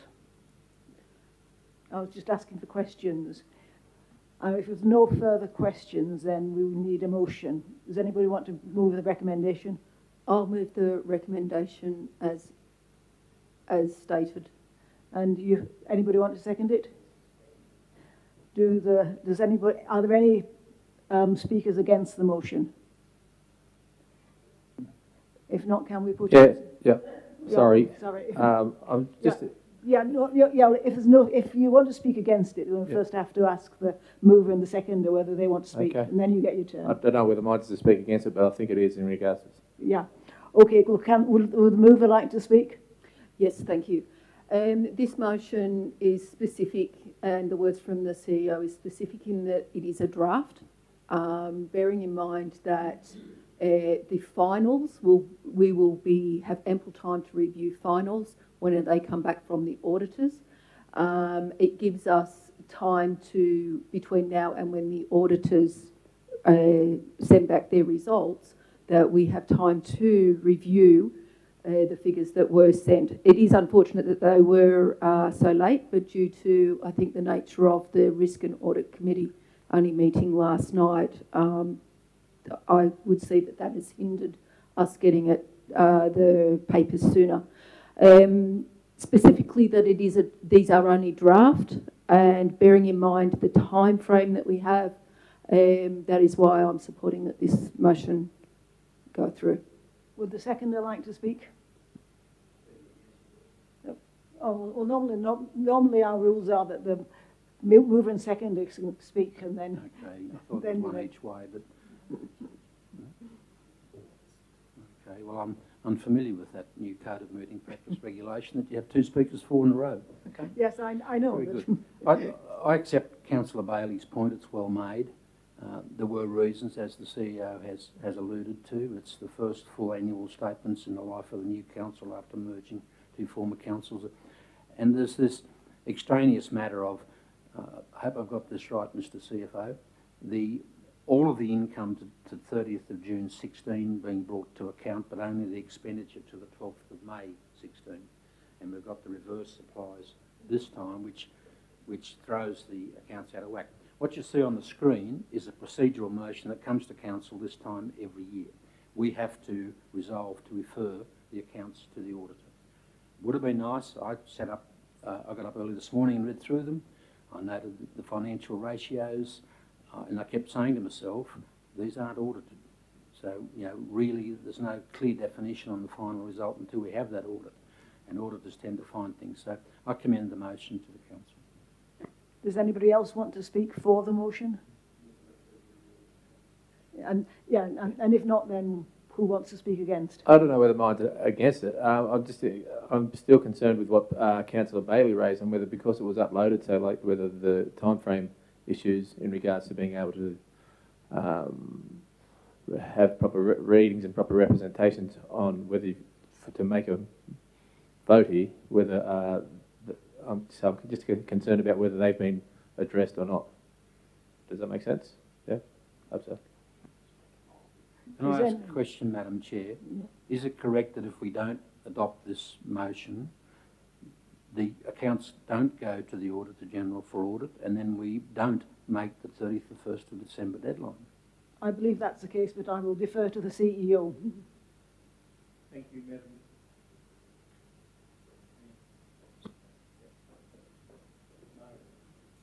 Anna? Thank you. That is correct, Madam Mayor, that is correct, Councillor Tiley. If Council doesn't adopt it now, it will be extremely difficult to meet that 31st of December.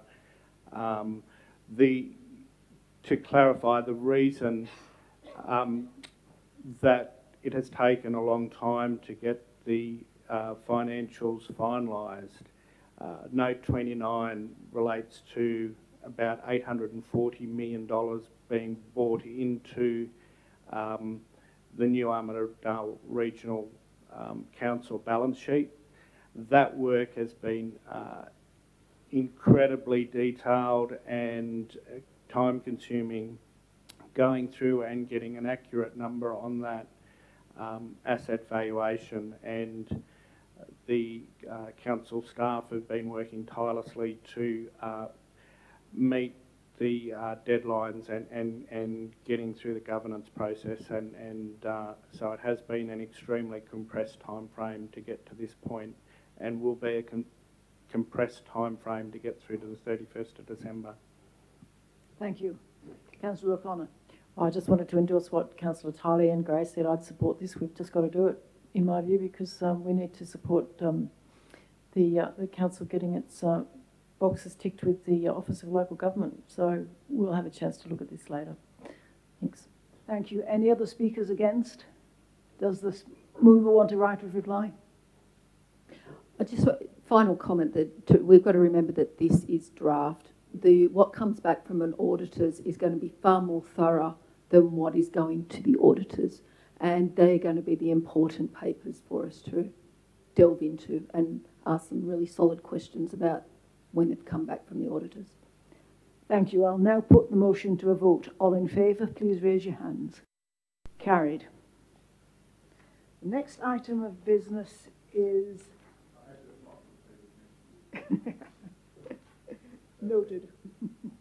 Next item of business is 1, adoption of the Armidale Regional Economic Development Strategy. We have a recommendation on the board. Can I move that it goes to a workshop? I don't think any of us have time for it in detail. I would recommend we go to a workshop. And the second comment I would make is that I think with the amount of stuff we want to workshop, we probably need to do more workshops than are planned.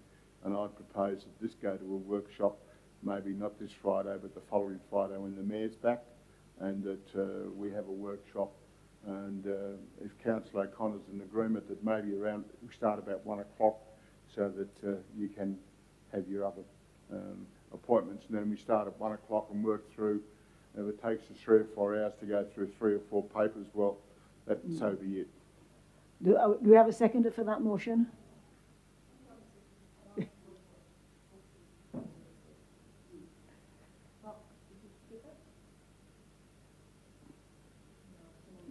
Yeah, it's Councillor Tiley's on. I foreshadow a motion in terms of the recommendation.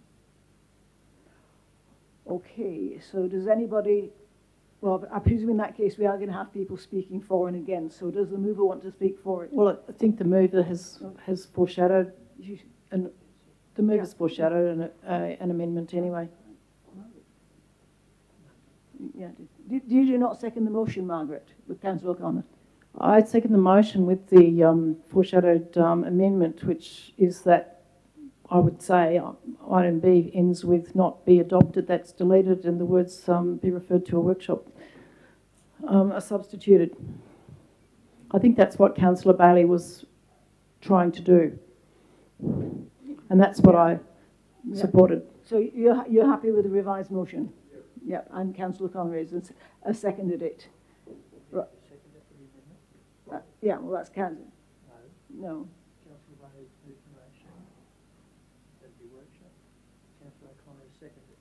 Councillor Tiley has moved an amendment, which is a recommendation. Yeah. Okay, so we need a seconder for Councillor Tiley's amendment. Foreshadowing. No, it's foreshadowing the motion. Motion to yeah. the recommendation. Yeah, that's what I thought. Speak against the motion before us. Yeah. Well, first the mover and second have a choice, a chance to speak, and then Councillor Tiley. Firstly, it's a very weighty document, the Regional Economic Development Strategy. Secondly, we don't have this on the committee. We're going to have to drill down into that committee, that report, to ensure that the report comes to life over the next 3 years, and we adopt some of the recommendations. It requires time and detailed discussions. I'd like to have some discussions if I'm fortunate enough to be on the committee with some members of the public who maybe have not looked at it, so that we can ensure that we've got a living, breathing document that we can work towards and achieve the goals that we all want, which is the growth and prosperity of the Armidale region. Does the seconder want to speak to the motion?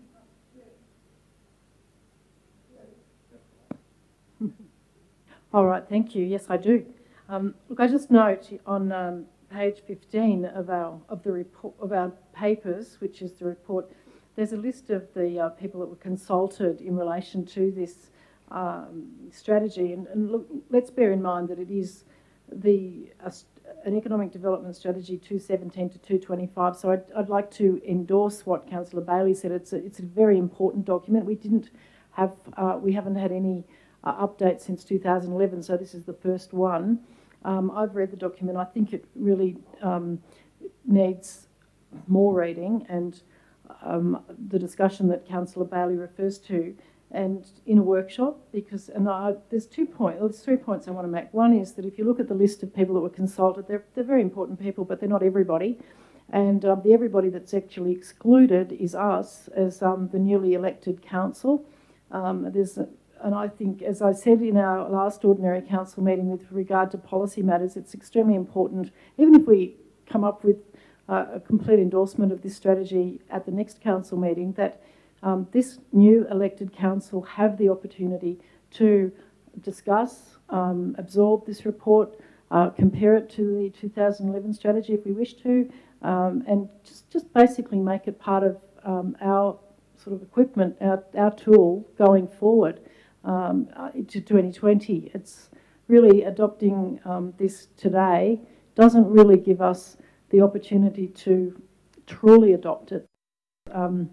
We haven't had the chance to speak with each other about it and to look at additional matters that should be included in it. And in relation to those additional matters, what I want to say is that the range of threats and opportunities presented by technological change, it's partly referred to in this document, but in a very glancing way, I would submit with respect to the writers. It's very the look at how the digital economy is going to change, and the particular reference to Armidale having a leading edge with NBN to the premise.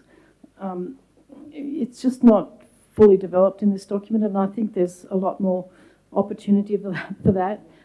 Excuse me. Council staff have very kindly included in our report commentary by some members of the community, and I think they raise really significant matters that have partially been answered by council staff, but not fully. And I just would really encourage council today to take this to a workshop. It doesn't mean we've got to slow anything down. We just take it to a workshop with priority, absorb it, adopt it, or adjust it if we like, and move forward. There are a bit of, I think there's a bit of data missing there that we need to look at the things that we might, further questions we might like to ask and get answers to. All of this can happen in a workshop, and then we can move forward and adopt it after we've had that process. Yeah, I'd really appreciate council's support to actually have the ability to digest this and then adopt. Thank you. Is there anybody else wanting to speak for the motion? What? I'm all for the workshops. But for crying out loud, do we have to do a workshop on using these microphones? I think if we read that, the whole thing's out of order. If you can please work your microphone out, would be really, really good. Or do we have to have a workshop on it as well? Thank you. Thank you. Does anybody else want to speak for the motion? Yes, I think Councillor O'Connor made some very important points, one of them being which was at least implied, is that we've just come out of a very unusual situation of a administration. So a lot of the strategic plans didn't have elected officials or elected people involved in them. And so I think it's really important for, the democratic process that we do have a chance to have elected people part and parcel, even if it is just to tick it off, but to at least feel partly involved in the processes of the strategies that we want to work with in the next 3 years.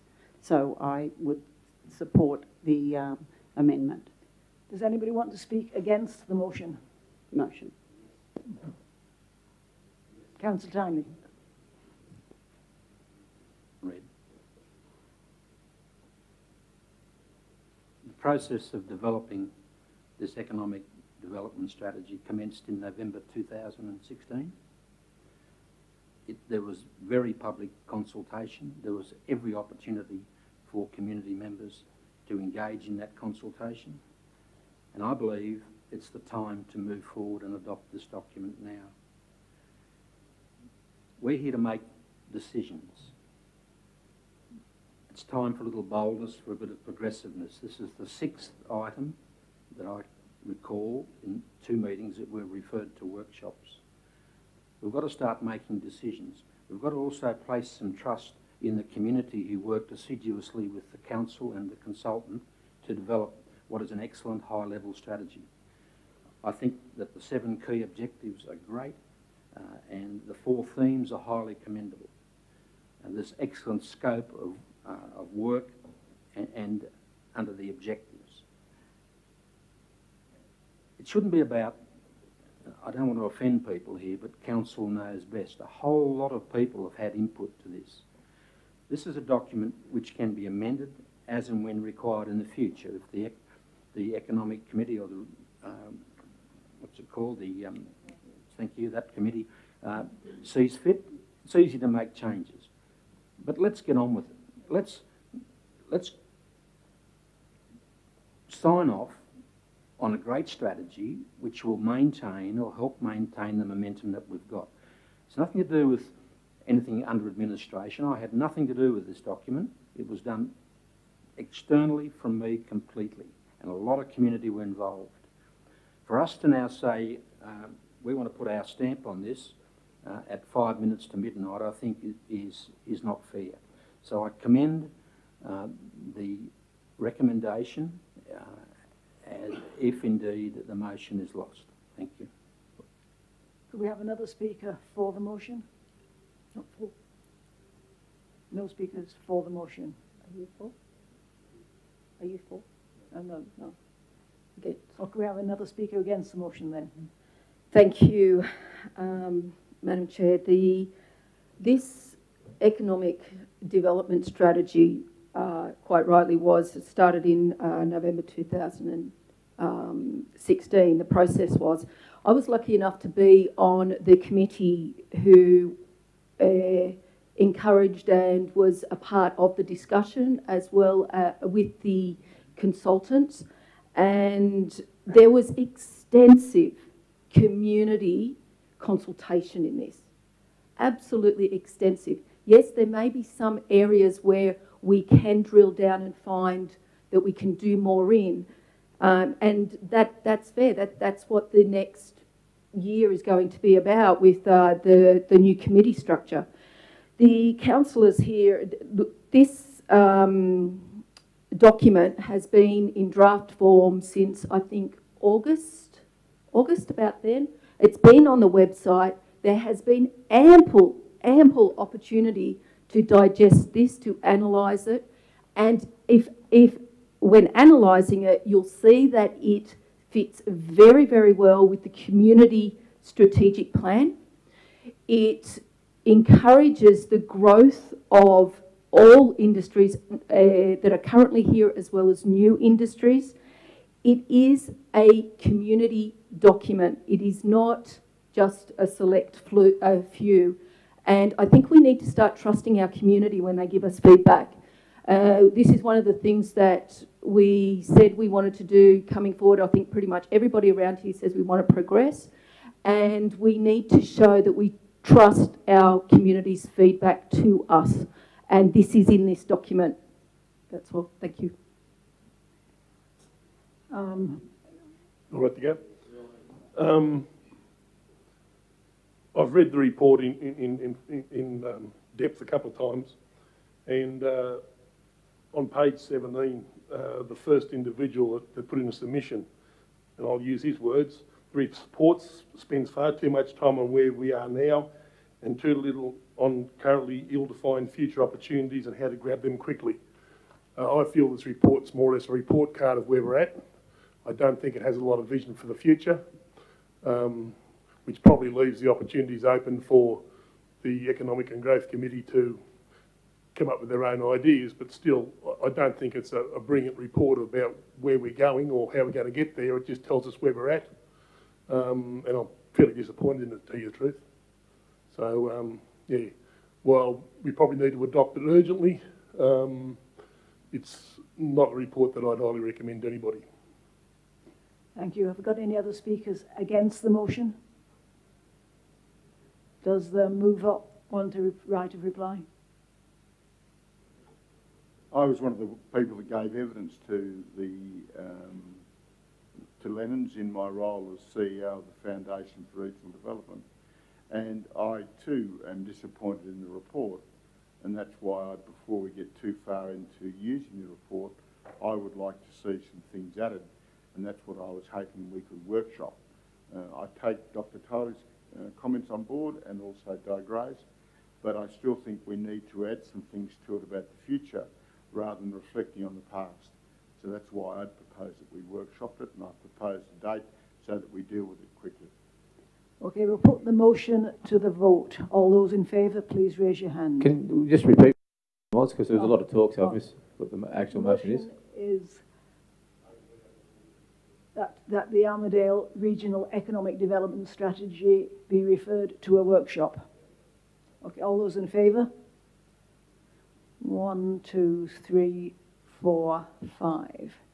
In that case, I call it carried. You've got 5, you've got asked for it. Yeah, well, okay, those against then.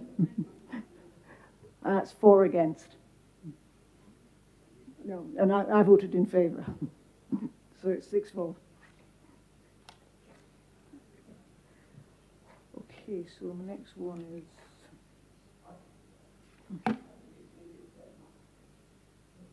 Next one is 10.1.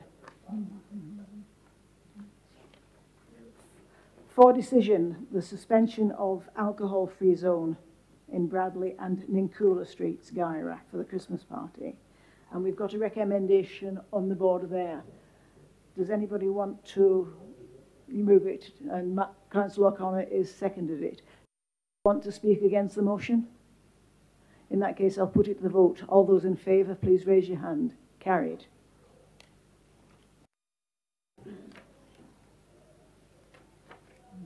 No.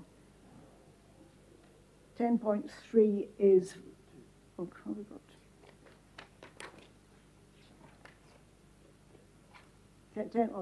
10.2 for decision, Airport Industrial Land Precinct, transfer and closure of the road reserve, lot 24, DP 1001379.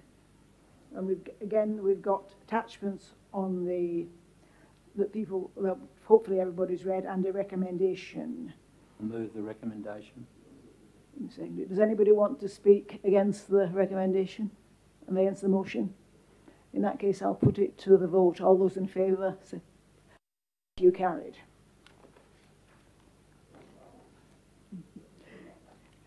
Now, the next one is 10.3 for draft amendment number 13 to the Armidale Dumaric LEP 2012. And the motion or the recommendation is on the board there that Council exercises its local plan making delegations to adopt and make a draft amendment number 13 to the local plan consistent with planning proposal number 13 as exhibited, and that the proponent for the planning proposal be advised of Council's decision. Does anybody, any questions on this issue? I'm prepared to move the recommendation. We've had a move. Anybody want to second it? Does anybody want to speak against the motion? In that case, I'll put it to the vote. All those in favour? Madam Chair, in relation to this matter, we need a division then. So, did anybody vote against? As far as I know, it was unanimous.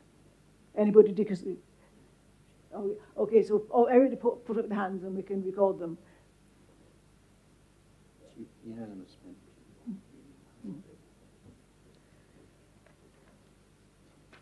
It's 10.14, isn't it? And 10.4 is a subdivision of 7 existing lease lots at the Armidale Airport, 8 Torrens title parcels. Again, we have a recommendation on the board here that, having regard to the assessment of the application DA 38/2017 be granted, conditional in the terms set out in Appendix 2 to this report. Are there any questions on this? I'm again prepared to move the recommendation. Do we have a seconder? Does anybody want to speak against the motion? In that case, we'll put it to the vote. All in favour? Carried. Now, again, we need to make sure that we have a division so that everybody knows who's voted in favour. Councillors O'Brien and O'Connor, please raise your hands to get your support the motion. Okay, we've dealt with 10.5. So the next one is 10.6 for decision. The 2018 fees and charges. And there is one change to that in the sense that the per hour for the meeting rooms is now as consistent with the values in the report. Do we want to do these in sequence, or are we happy to deal with them as a lot? I'm happy to move the motion as it is, the whole lot, with an addition, if that's okay, with an amendment that an additional point be put in there that the pricing be reviewed or a pricing review be conducted prior to the end of the financial year, so that any price changes will be in line with the new financial year. It will also allow opportunity to do any industry benchmarking as well. Does anybody want to second the motion? Oh. Question, Madam Chair, to the report author. Did you have any difficulties with what Councillor Gray's just said, Mr. Myers?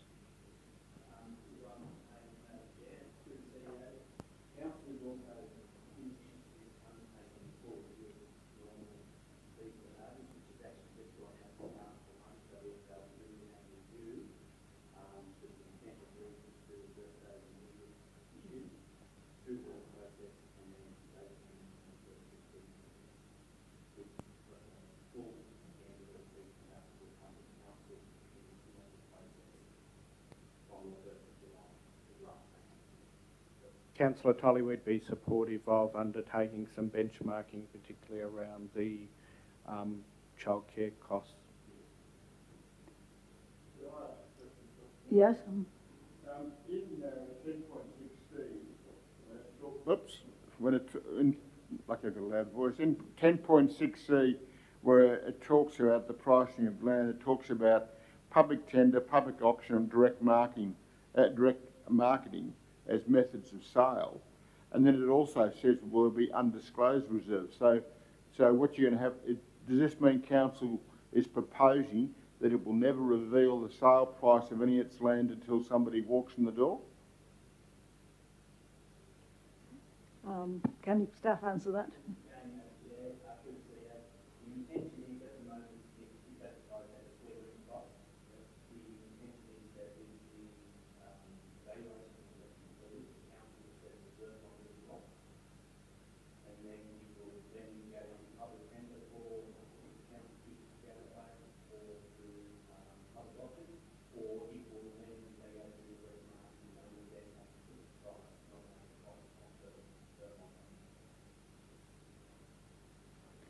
I also had a question to staff in relation to E, which was the landing fee charges that would be applied according to council's fees and charges. And my understanding is that council at the minute does not intend these charges to apply to non-profit organisations such as the SES and the RFS. Is that correct? Okay, we've got a mover and a seconder. Does anybody want to speak against the motion?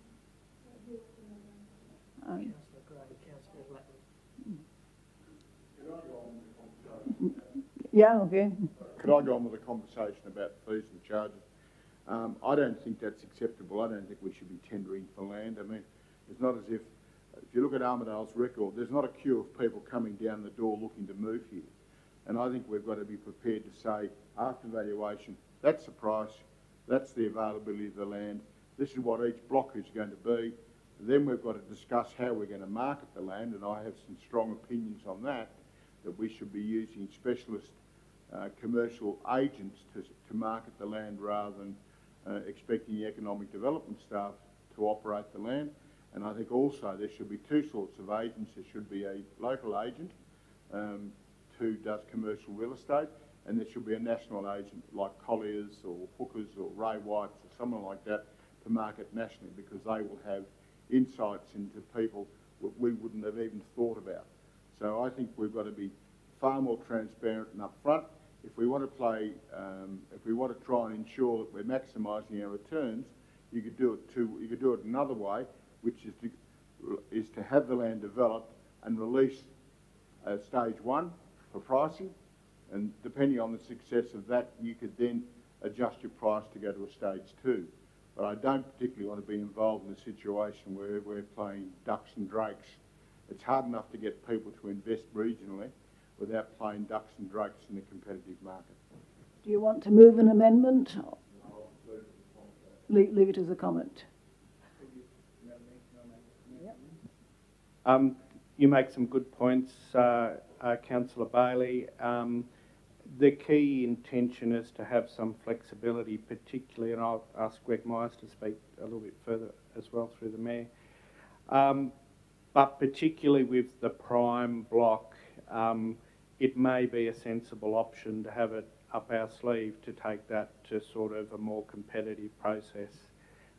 It would be highly sought over, and the intention would be for council to try and secure the maximum value. I think your comments are very appropriate for the broader portfolio of land that we're looking to take to market, and make a lot of sense. There may be a different strategy for some of those premium blocks. Thank you. Does anybody else want to speak against the motion? In that case, I can put it to the vote. I just wanted to write a reply for... sorry. Yeah, is that okay? Yep. In relation to Councillor Bailey's, he has brought some very good points up, and I think we need to take on board those comments. This motion is till the end of this financial year, which gives us ample time to make sure that we're workshopping or allowing those comments to be digested and formulated. Okay, we'll put it to the vote now. All those in favour, please raise your hand. Carried. Could I just ask to, we've been here for close to 2.5 hours. Is there a 5-minute break? Yeah, okay, we can do that, can't we? 5-minute break? Or a 3-minute break? Yeah, let's have a 5-minute break then too. You're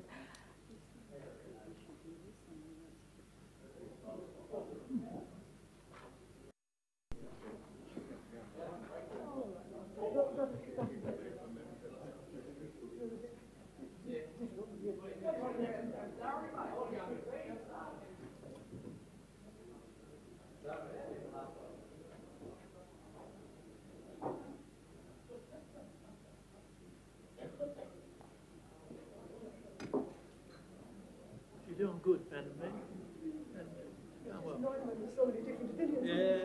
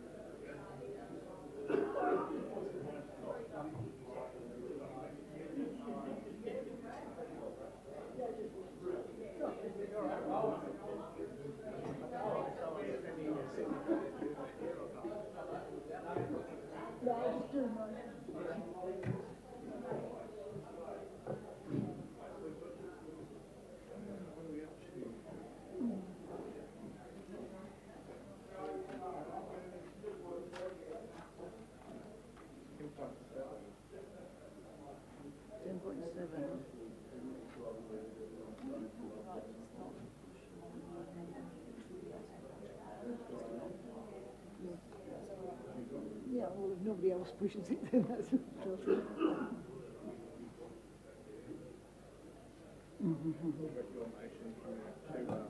Yeah. 11 point something, isn't it? 10.9. It's 10.9, yeah.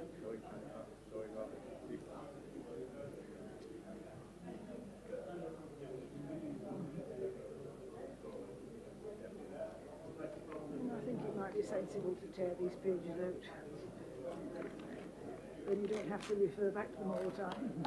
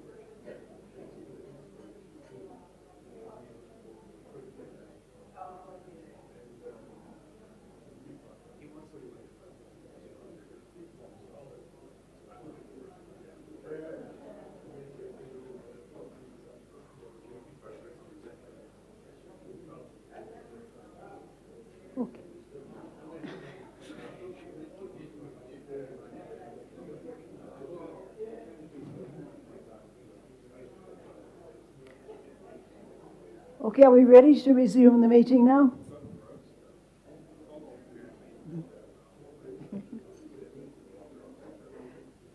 Councillor Gillattley?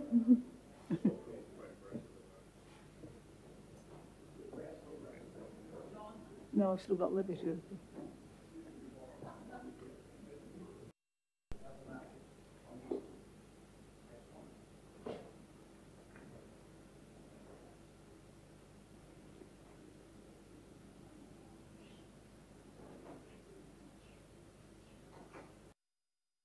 Still waiting for Councillor O'Connor.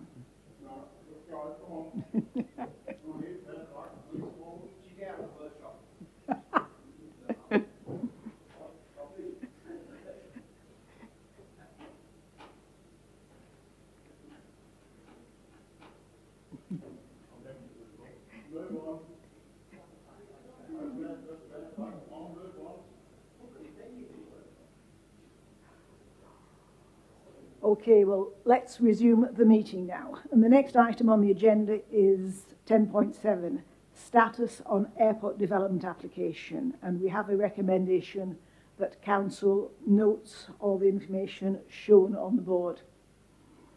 Are there any questions to this? Yes, Madam Mayor.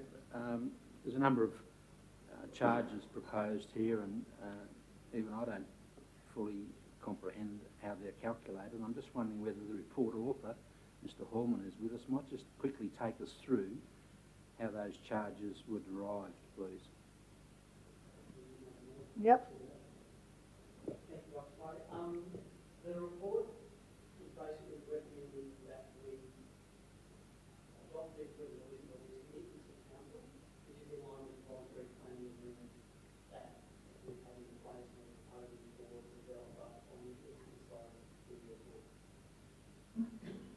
The calculation of these formulas is based on contributions being made or the cost of the MDM that council has already put up to service the airport development, based on the area of land the developer is proposing to build out both sides of the airport, and based on ratios of a council resolution back in 2015. Council unfortunately cannot, as the planning authority, take out a voluntary planning agreement with itself. That's the legal advice that we sought when we were proposing this originally, and the advice we received is that council needs to make these commitments now resolution, so that we will be paying our share of the infrastructure that's been installed up there, and we're doing that cost in conjunction with the developer on the eastern side of the Yeah. And these charges were imposed, if you like, I think that's the right word, by the Joint Regional Planning Panel? No, these charges weren't proposed by the Joint Regional Planning Panel. They were developed in consultation with the council's developer of our industrial land and the developer of the eastern side of the highway to recoup costs of infrastructure that had already been installed and proposed to the voluntary planning agreement. What the Joint Planning Panel said was because we can't have a voluntary planning agreement that is not under the permission of the development consent, therefore we need to have a resolution from council to enforce effectively these commitments on council as a developer. My final question, given the absence of a Section 94A plan, that's the reason why these calculations were done.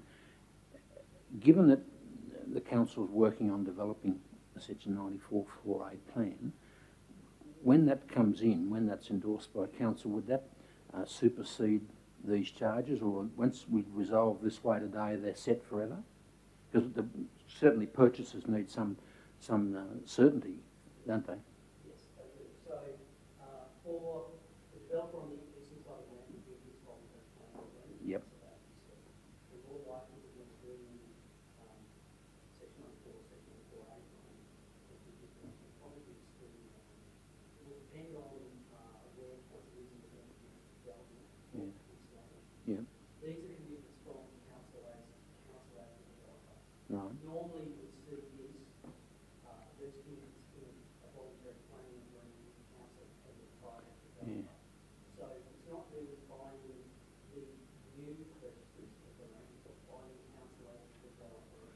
Yeah. Depending on how far we are through the actual development of industrial land, we'll start to make a decision on whether it's worthwhile including the land in the section 1 based on where we are. And is that plan likely to be a whole of airport precinct plan? Would it not embrace the land to the east as well? Most likely will. Mm-hmm. We're looking probably more at the whole region as a whole, not just Thank you. Move the recommendation in due course. Does anybody want to speak against the recommendation? In that case, I'll put it to the vote. All in favour? Carried. Could I be totally out of order and ask a supplementary question as to when we might see the Section 94 plan come before Council? Yeah, Ambrose? Or Mark? Yep. Mark. Yep.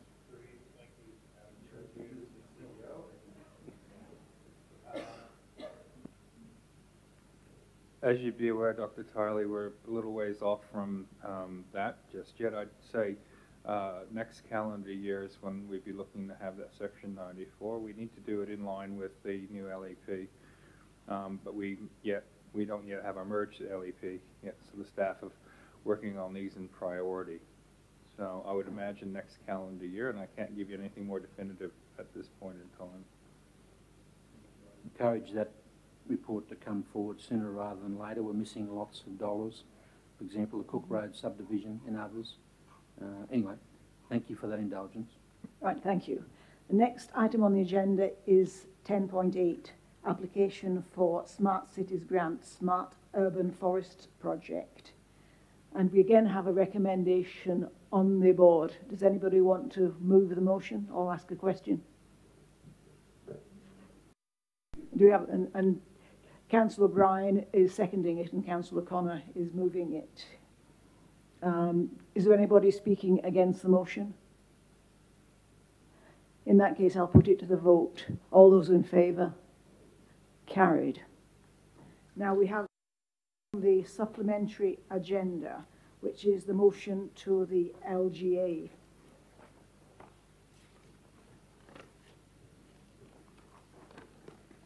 New South Wales Conference. And again, we have a recommendation on the board. Margaret, do you want to move the motion? I'm happy to move the motion, if you like. Yes. Do we have a seconder? Does anybody want to speak against the motion? Okay. I'd like to propose. Yeah.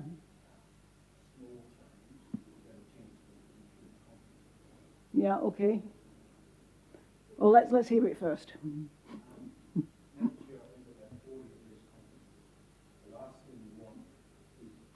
The last thing you want is delegates on the floor hacking your motion to bits.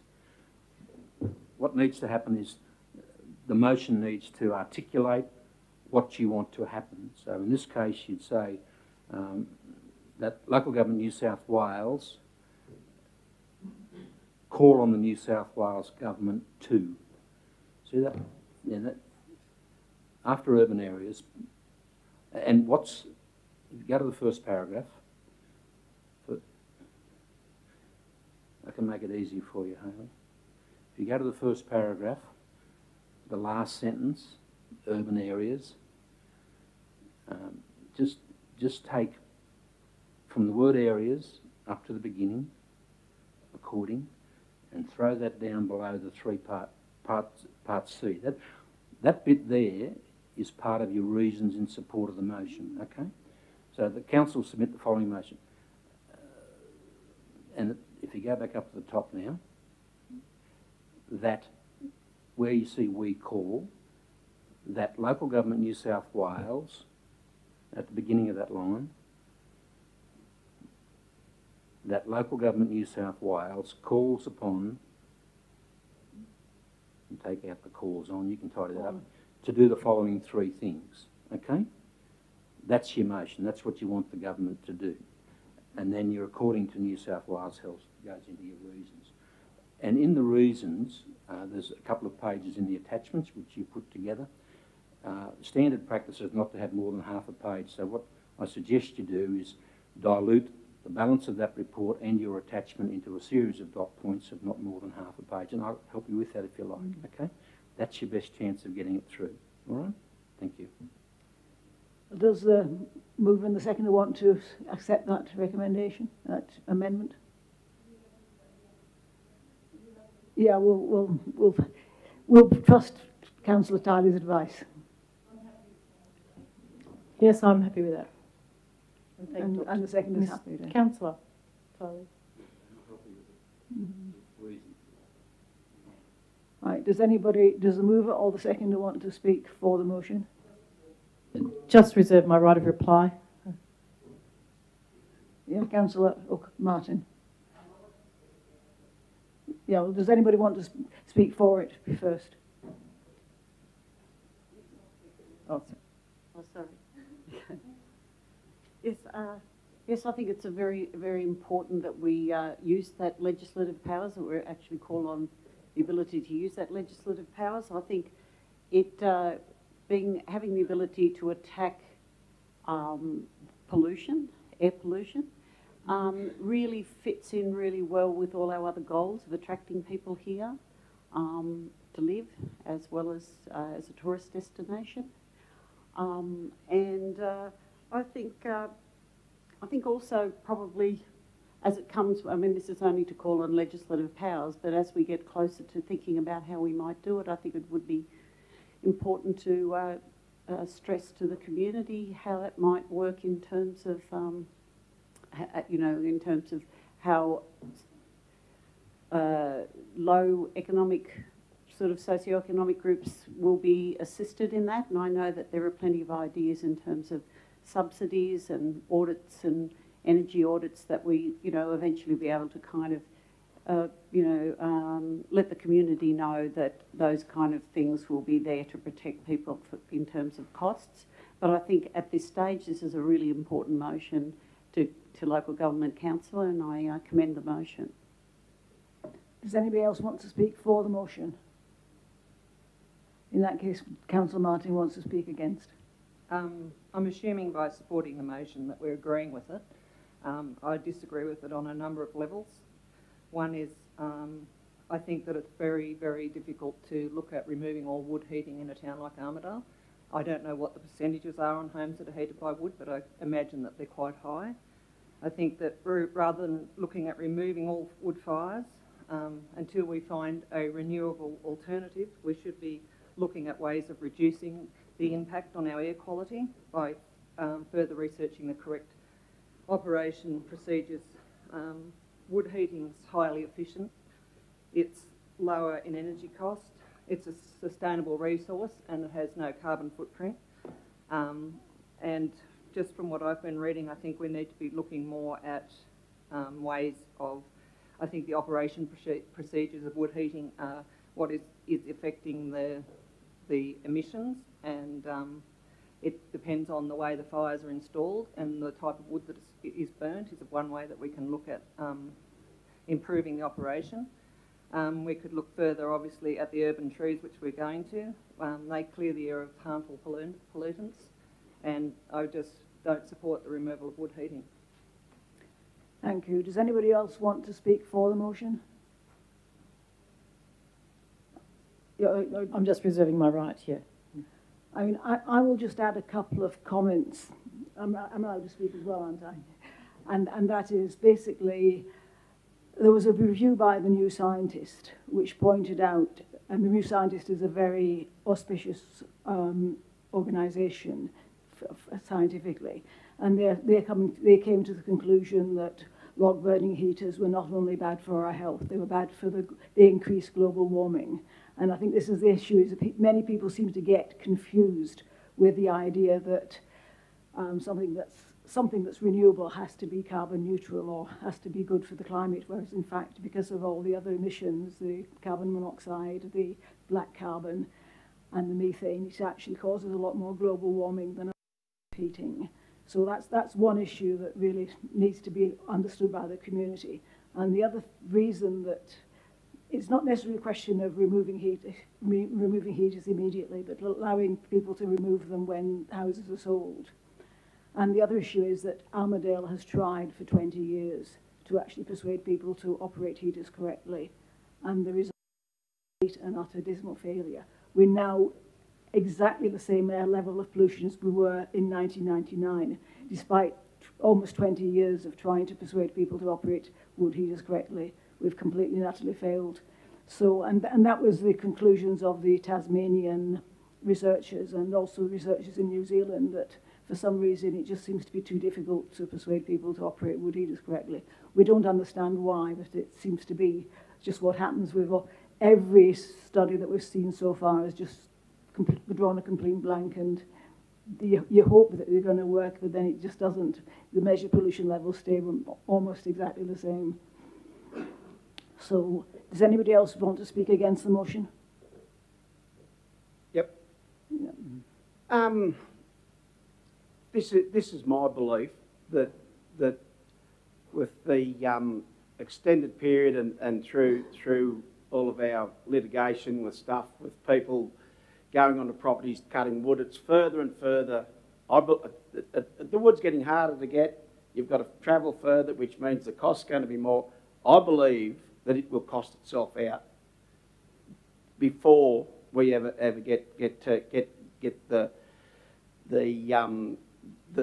financial backing. So that I don't think it's up to us councils to back it. I think it's if the state government goes there or whatever, that's fair enough. But I can't see the people through my generation, younger ones, they will go for the easy fix. They'll like to press the button and won't do the work. I think it's a problem that's going to fix itself in coming years, more so than us fixing it ourselves. And I personally believe that when you look at the amount of fuel that's burnt in bushfires in this area and in the past, I really don't have any issues. If we set a standard like this, what happens when the kids get asthma because of the trees? Does that mean we've got to get rid of all of our trees that are blossoming through the spring and whatever? So I think we're belting a dead horse here personally, but thank you for the time. Yeah, would you like? I will just again say another comment is that we have national air quality standards. Point of order. Yeah, okay. You can't talk from the chair. Yeah. Okay. Well, can I speak against the motion? Yeah. Yeah. As a user of a wood heater, I think council doesn't have the power to control the use of wood heaters. The state government does. And I think the other point that I'd make, more importantly, is that there are lots of older Armidale residents who buy a load of wood at the start of winter, or their kids go and cut a load of wood for them, and that's their source of heating through the winter. And for us to be prescriptive and to be involved in suggesting that that's not appropriate and not offering a solution, because we really haven't got the financial resources to do anything unless the state government does anything, I think it would be unfortunate. So I think we should continue with it, be involved or approach or try to do more on education. I agree with Councillor Gallatley that the price of wood will probably price a lot more people out. I can't believe that any government would have the appetite to do anything. So therefore I'm against the motion. Anybody want to speak for the motion? I'll just have a chat and you can decide whether it's for or against. Air quality standards and environmental issues need to be addressed. There's no doubt about it, because as a father of some very young kids, I'm very concerned in regards to the quality of air that they breathe, and all three of my children do suffer from asthma, and whether it's because the wood smoke or whatever, I'm not quite sure, but just air quality is essential. But in regards to heating and wood smoke and wood heaters and all that sort of stuff, you've got to remember that it is cold. Wood heaters are efficient. Collecting wood is sometimes the livelihood of other people, but we've also got to remember that we're not just one isolated area. Our decisions affect the whole region again in regards to the environment, and I really think that some other issues in regards to building standards, looking to become, finding more energy efficient ways to heat our home, will come about as well. So I suppose the point I'm trying to make is we have to start to decrease our reliability on wood heaters and find efficient ways to make our houses warmer that also increase the quality of air and also more sustainable for the environment. Yeah, but so we need to support getting rid of or using wood heaters better and more efficiently, and increase our knowledge on other ways. Does it make sense? Yep.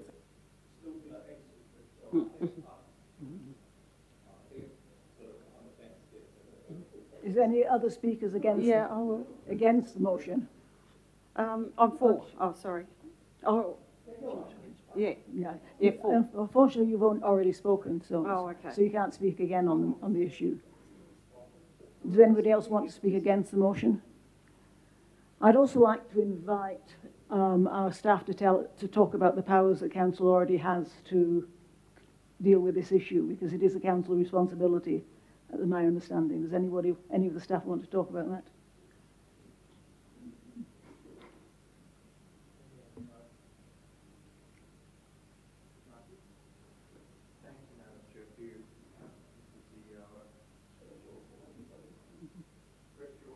It is.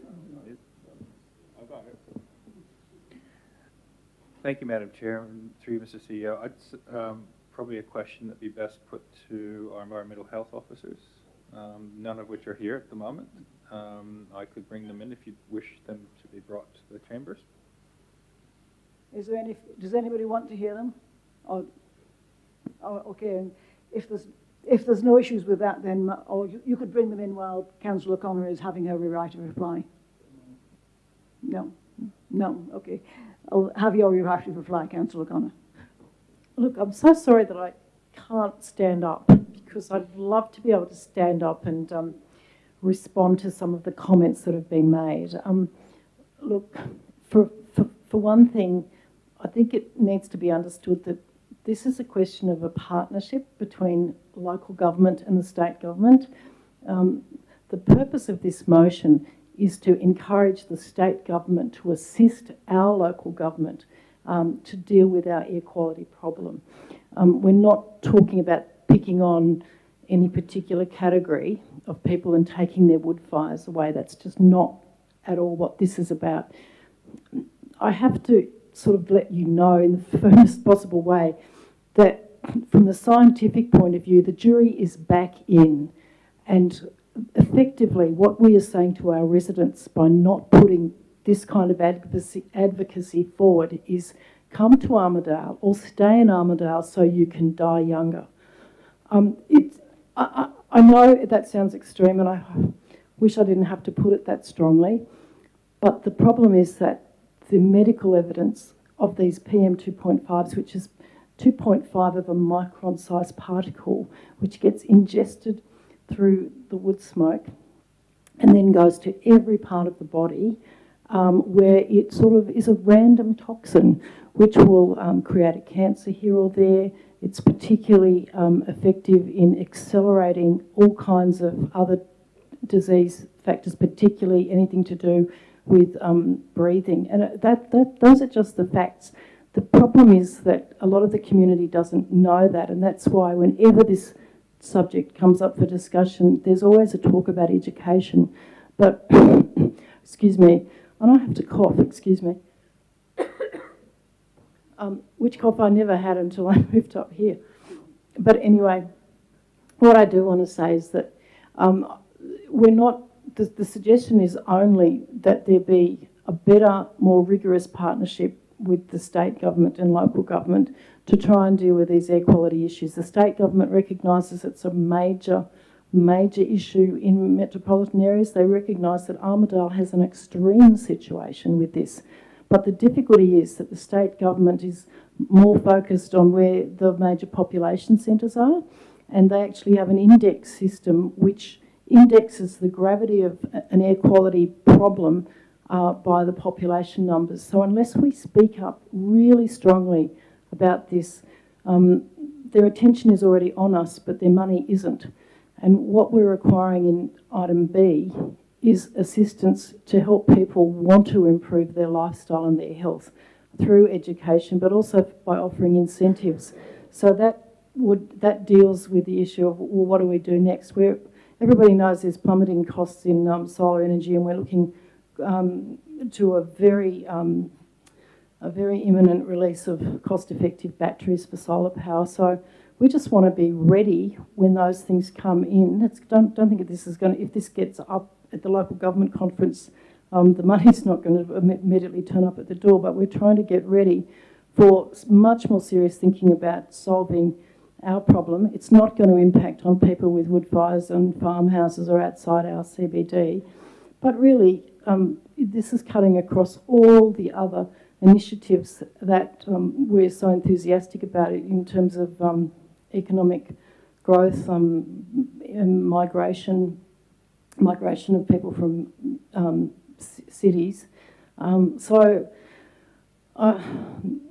What we are really needing to emphasise in this is that we need more money and more assistance from the state government for education of the community to understand what the real damages to health, and they're so severe because they wipe off lifespan from people. And that's why you'll see many of your friends, as you live here longer, are actually either leaving for winter, those that can afford it, or else they're leaving altogether because their doctors are advising them not to put up with another year of the smog in the CBD. So you may have your ideological sort of or sentimental reasons to like wood, but the problem is there's intense vested interests in the wood heating industry. They don't want to see this happen, so we've really got to amp up our advocacy. Putting this forward to the local government conference doesn't mean that it will get up, but it's incredibly, unless we put it forward, we don't have a chance of moving forward on this really important health issue. And I think most of us here are probably old enough to remember all the arguments about cigarette smoking. It's basically the same. Our houses are smoking fags, and none of us, have the choice as to whether we inhale or not in the CBD area. But that is an education issue. I have absolutely no doubt that once we get a decent education program, and council shouldn't have to pay for this, the ratepayers shouldn't have to pay. This is a statewide health issue. So once we get that funding, people will be busting. They'll be to take out loans or whatever is required with assistance to upgrade from wood heating to something that's cleaner for their children, because frail-aged but particularly young children are particularly susceptible. Councillor Witters is quite right. It's the children that actually suffer disproportionately from the PM 2.5 toxins. So, look, I note that I don't think we can wait until the price of wood gets that high, frankly. And could I note, in relation to Councillor Gallatley's comment, actually around the Sydney Basin, bushfires are one of their major issues about the damage to health as a result of bushfires in the Sydney Basin. So they're hungry to get the money that they've got available for this for themselves, but we need it, and unless we advocate, we're not going to get it. So I just really ask councillors to support this motion so that we can continue the debate and we can continue the discussion in our community without having to ask our own community members to pay for an education program. Armidale's a great place, but it's not going to go forward. We can't hide this for much longer. We can't hide it. The fact is we do have a problem here. And in 2015, I put out a letter to the paper asking the community to talk about this, and I didn't get hails of, protest about don't take my wood fire from me. What I got was an elderly gentleman from Girraween saying, for goodness sake, please, I want to be able to breathe. Can you please bring this on rapidly, because I have not been able to breathe in winter properly, for many years. So think of those people as well when you're voting, and please support this motion. Thank you. Unfortunately, the rules say that I can't allow you to speak now because we've had the right of reply. unless you want to make it very brief. No, okay. Okay, then let's put it to the vote. All those in favour, please raise your hand. So again, this is a very, very difficult issue, but in this case, since I do have a casting vote, I'm going to use it.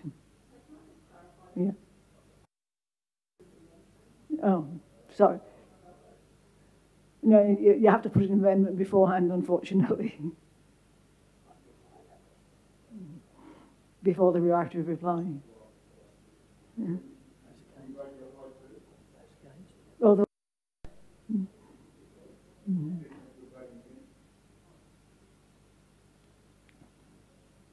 so do you want your votes recorded?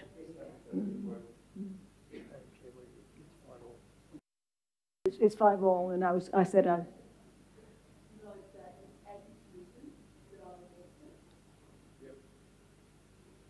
Well, you can always put in a motion to amend it, or we can discuss possibly amending it before it goes to the LGA.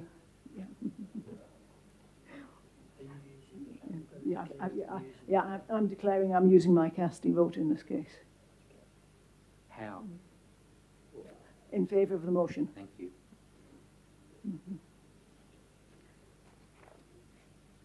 Okay, we're now on to 11.1. The adoption of the Arts and Cultural Strategic Plan 2022. And again, we've got a recommendation on the board that submissions, the community submissions be acknowledged and council responses to the submissions be noted, and that the Arts and Cultural Strategic Plan 2017 to 22 as amended be adopted. You want to move, Councillor O'Connor? Yeah, I'm happy to move. Does anybody want to second? And Councillor Withers is seconded. Do we have any speakers against the recommendation, the motion? I'll put it to the vote. All those in favour, please raise your hands. Can I just ask a question first? Is there any anything in particular in this that doesn't need to be workshopped? Does the CEO want to mention this, or how? Presumably, in that case, if you want to ask a question, maybe we should put it to the debate. Does the mover want to debate it? Look, bearing in mind the time it took to get another strategic plan put, I'm happy with the overall outline of this strategic plan. I think it's probably capable of improvement, but in the circumstances, we've got a lot on the workshop list, so I'm happy to let this one. I thought we may as well just move forward with this one. Do you want to speak? Does anybody want to speak against it? No. In that case, we'll just put it to the vote now. All those, please raise your hand. Carried. 12.1 is for information, just talking about the declaration of the council poll, and that we note the results. Does anybody want to move the motion?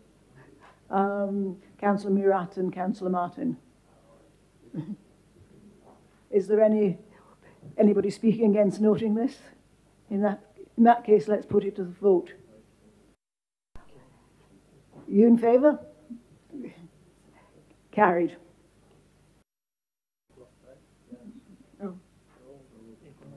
Oh, we bought some.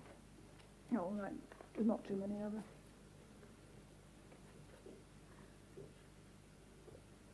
Well, there are several information reports. There's 12.2,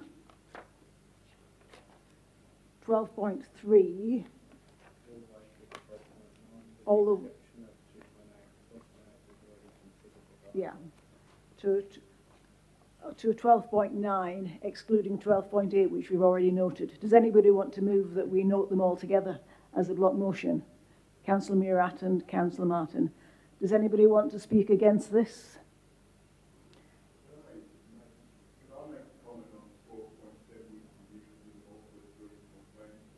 Oh, yeah, okay, well, would you like to revise your motion and say we go to 12.6 then, and we'll note those? Yeah. Yeah.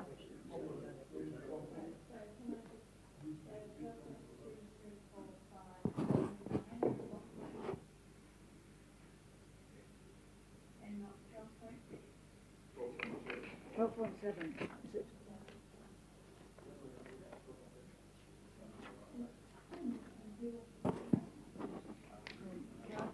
You can include all of them, Madam Chair, and you can just ask councillors if they have a question on any of the information. Yeah. Or the alternative is to just move more information, then we'll have ask questions later if that's okay.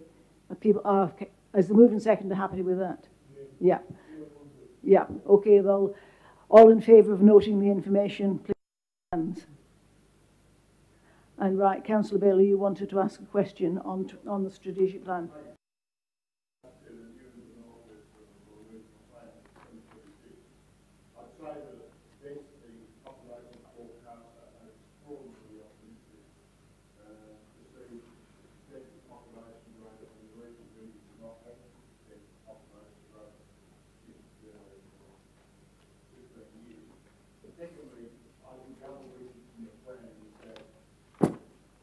Sorry, the other weakness in the plan is that in the transport section, there's no real recognition of the challenge we face as a community westwards.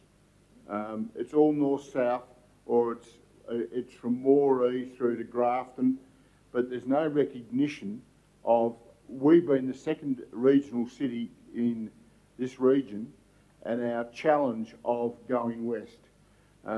Because the inference, if you look at the plan, is that we have to go up through Glen Innes and across, which is not satisfactory.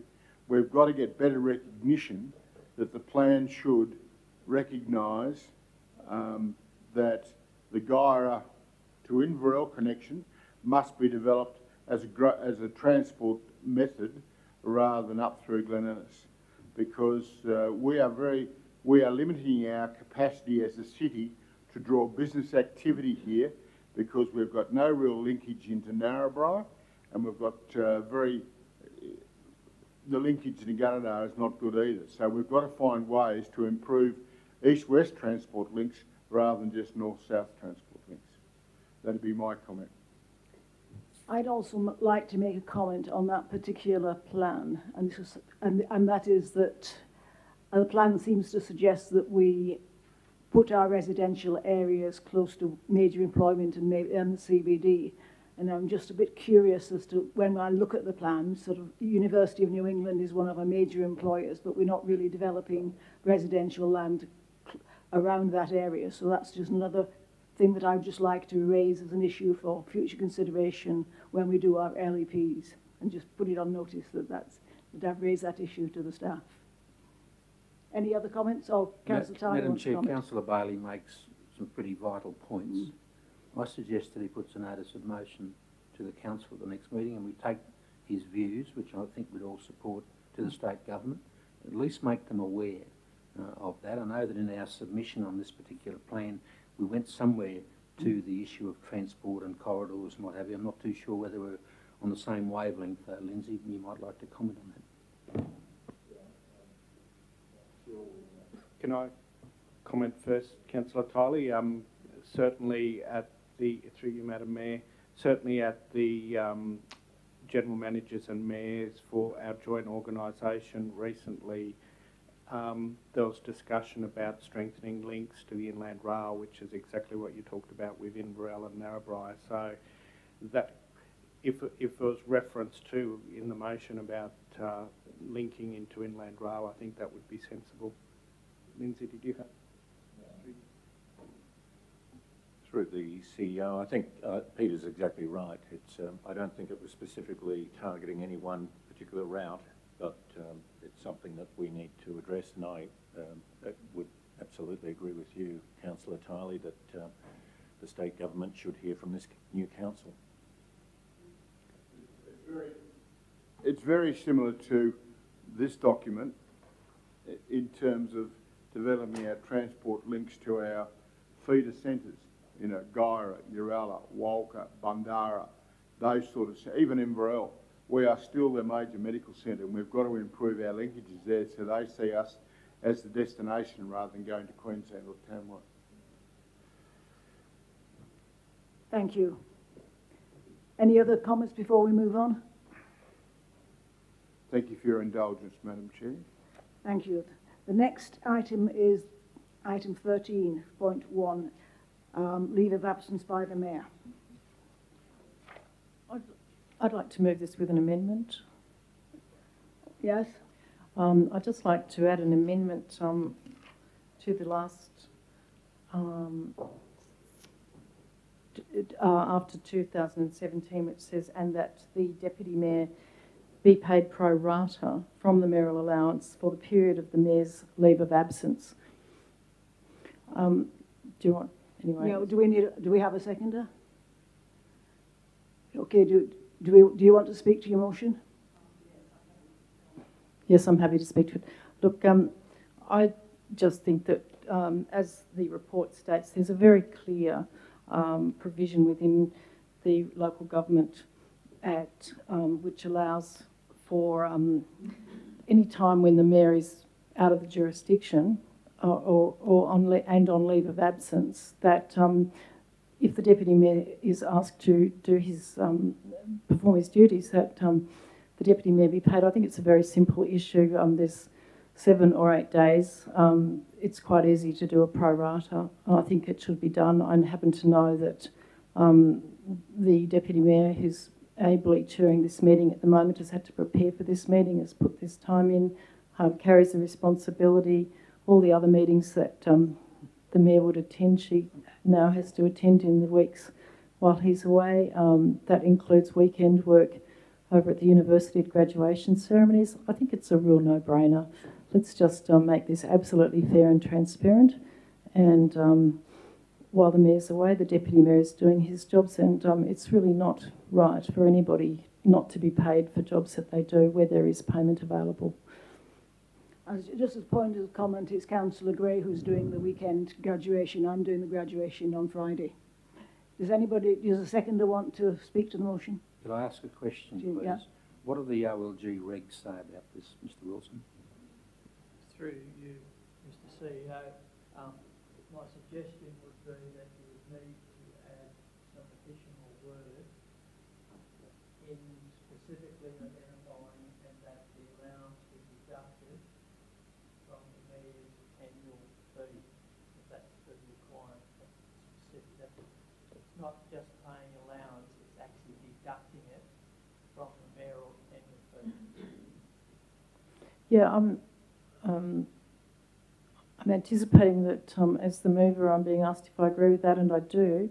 I'd also like to point out to the rest of, to Council, that the Deputy Mayor actually does a lot of work, all of which is completely unpaid right throughout the year. She attends with the Mayor at many, many meetings internally to make sure that the order of business of Council is carried on, and that she basically is an effective understudy. So I don't think this is exceptional or unfair in any way. In fact, it's proper. Thank you.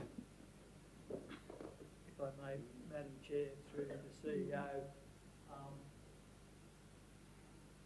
the pro rata does not apply. You only have 2 options to introduce a deputy mayoral allowance, and that is at the election, setting at the election time, resolving that the Deputy Mayor will be paid an annual allowance as of a percentage of the Mayor's allowance. usually 10%. And it can vary. And that the additional wording is that then be deducted from the Mayor's allowance. If you're looking at this particular period of absence, then you can't have those. You have to get specific for this period of absence. You can't, because that in their absence indicates that you're passing a resolution that you're going to, you understand where you're doing an oxymoron annual fee where you can't, that's not the way the resolution needs to work. So you've got 2 choices. One, you take it out, you adopt an annual deputy mayor's allowance, or the other option is you pay a pro rata for this specific period of absence.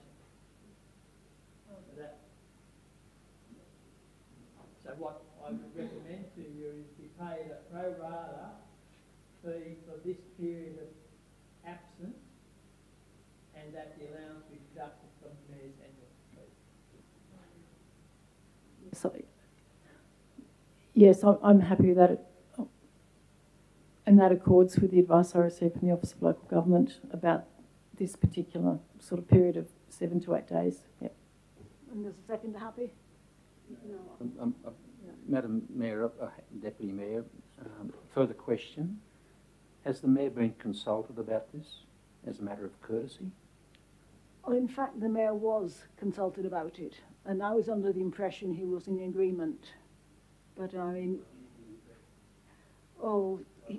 He either agreed or he didn't. Well, he agreed with it as far as when we talked about it, he said he was in agreement. He also said he'd raise it with the CEO, and I'm not sure the CEO quite got the same impression. Well, Madam Mayor, I'm strongly opposed to the motion, and I'd like to know, first of all, and I think I'd like the Mayor here when we have this discussion, at least. But some of the things that Councillor O'Connor's just said are plain wrong. She's never been a Deputy Mayor. She doesn't know the extent of work of a Deputy Mayor. I do. I've had several of them. I think out of courtesy to our Mayor, let's defer this until he's here, please. Do you want to move that as an amendment?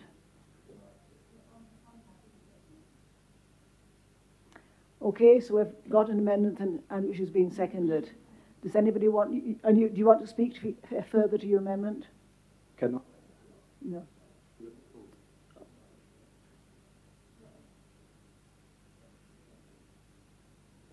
Do you? Mm-hmm.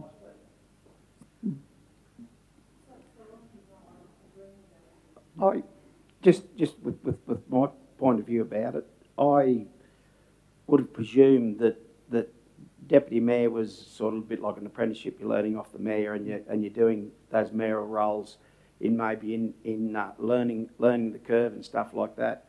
And I think monetary value is probably the last thing that I would be asking if I put my hand up as Deputy Mayor. I know that my role is to fill the Mayor's position, and you're still getting whatever you're getting as ordinary councillor. So I'm a bit bamboozled about that. Well, it all depends. Are you doing it for the money, or are you doing it for the goodness of the community? So I'm a little bit wondering about that. Thank you. Does anybody else want to speak? For or against? Oh, you're the mover, so you could have a right of reply. Yes, well, I'm actually, I think I'm quite happy with the amendment to defer this until the Mayor has returned, but I'm just happy to have it on the books. I note what Councillor Gallatley said, and I think that given what the remuneration is across the board, it's not, it's always going to be about love, not money. It's just a matter of fairness, and that's why I've put it forward. I choose not to respond to the comments made personally about me by Councillor Tiley.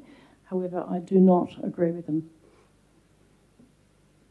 Well, the recommendation is, yeah, we've got a motion then. All in favour? Carried. Now, the only other two items for minutes of the Traffic Advisory Committee on the 5th of September 2017 and the minutes of the Traffic Advisory Committee on the 3rd of October 2017. Are you moving both of them, seconding both of them? And the recommendations, we'd probably better do them actually as a group of two because there's several recommendations. So you're moving the recommendations for 15.1. Is anybody wanting to speak against 15.1?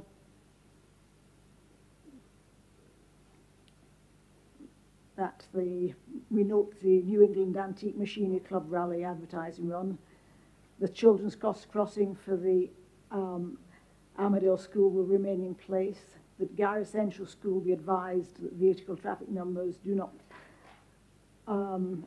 meet the warrant for school crossing, that our council staff will investigate other options, the special event management plan on your bike for men's health exhibition, and the special event plan Queen's Baton Torch Relay be approved. So We've got a mover and a seconder. Does anybody want to speak against? All in favour, please raise your hands. Thank you. And now we've, last but not least, 15.2 minutes for the Traffic Advisory Committee. We should have a stop and look painted on the inside edge of the pedestrian vistas of 10 identified crossings in the CBD, a central medium island in the, and a supplementary give way in the both directions on the Allingham leg of the intersection with Barney Street, a no stopping zone in yellow on the intersection of Rockville Road and Wilson Avenue, and a give way sign installed on Faulkner Street leg of the intersection with Brown Street. Can we have a mover and a seconder for the recommendation? Councillor Martin and Councillor Murat. Does anybody want to speak against the motion? Okay, in that case, can we have a raise your hand voting in favour? Carried. So I believe that is the end. No, we've got a closed section next. I'm afraid we'll have to ask the press to leave. Thank you very much.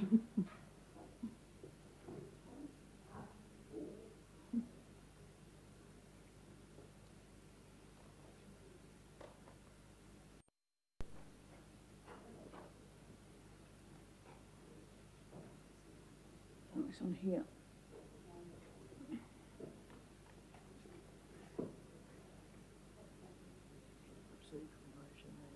Yeah.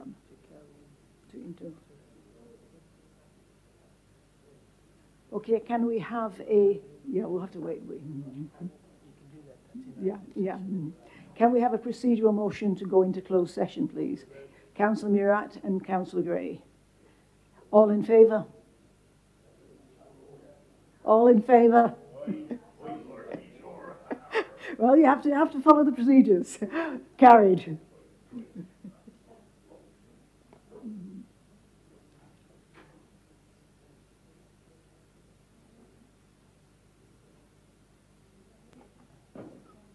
Am I able to just ask some questions about recovery and the procedures rather than putting motions or doing things like that? I believe so. We can ask questions before we have a motion. Does council, I know council sends letters and does all those sorts of things, but the level of indebtedness, what I consider outside normal trading terms, is quite frightening.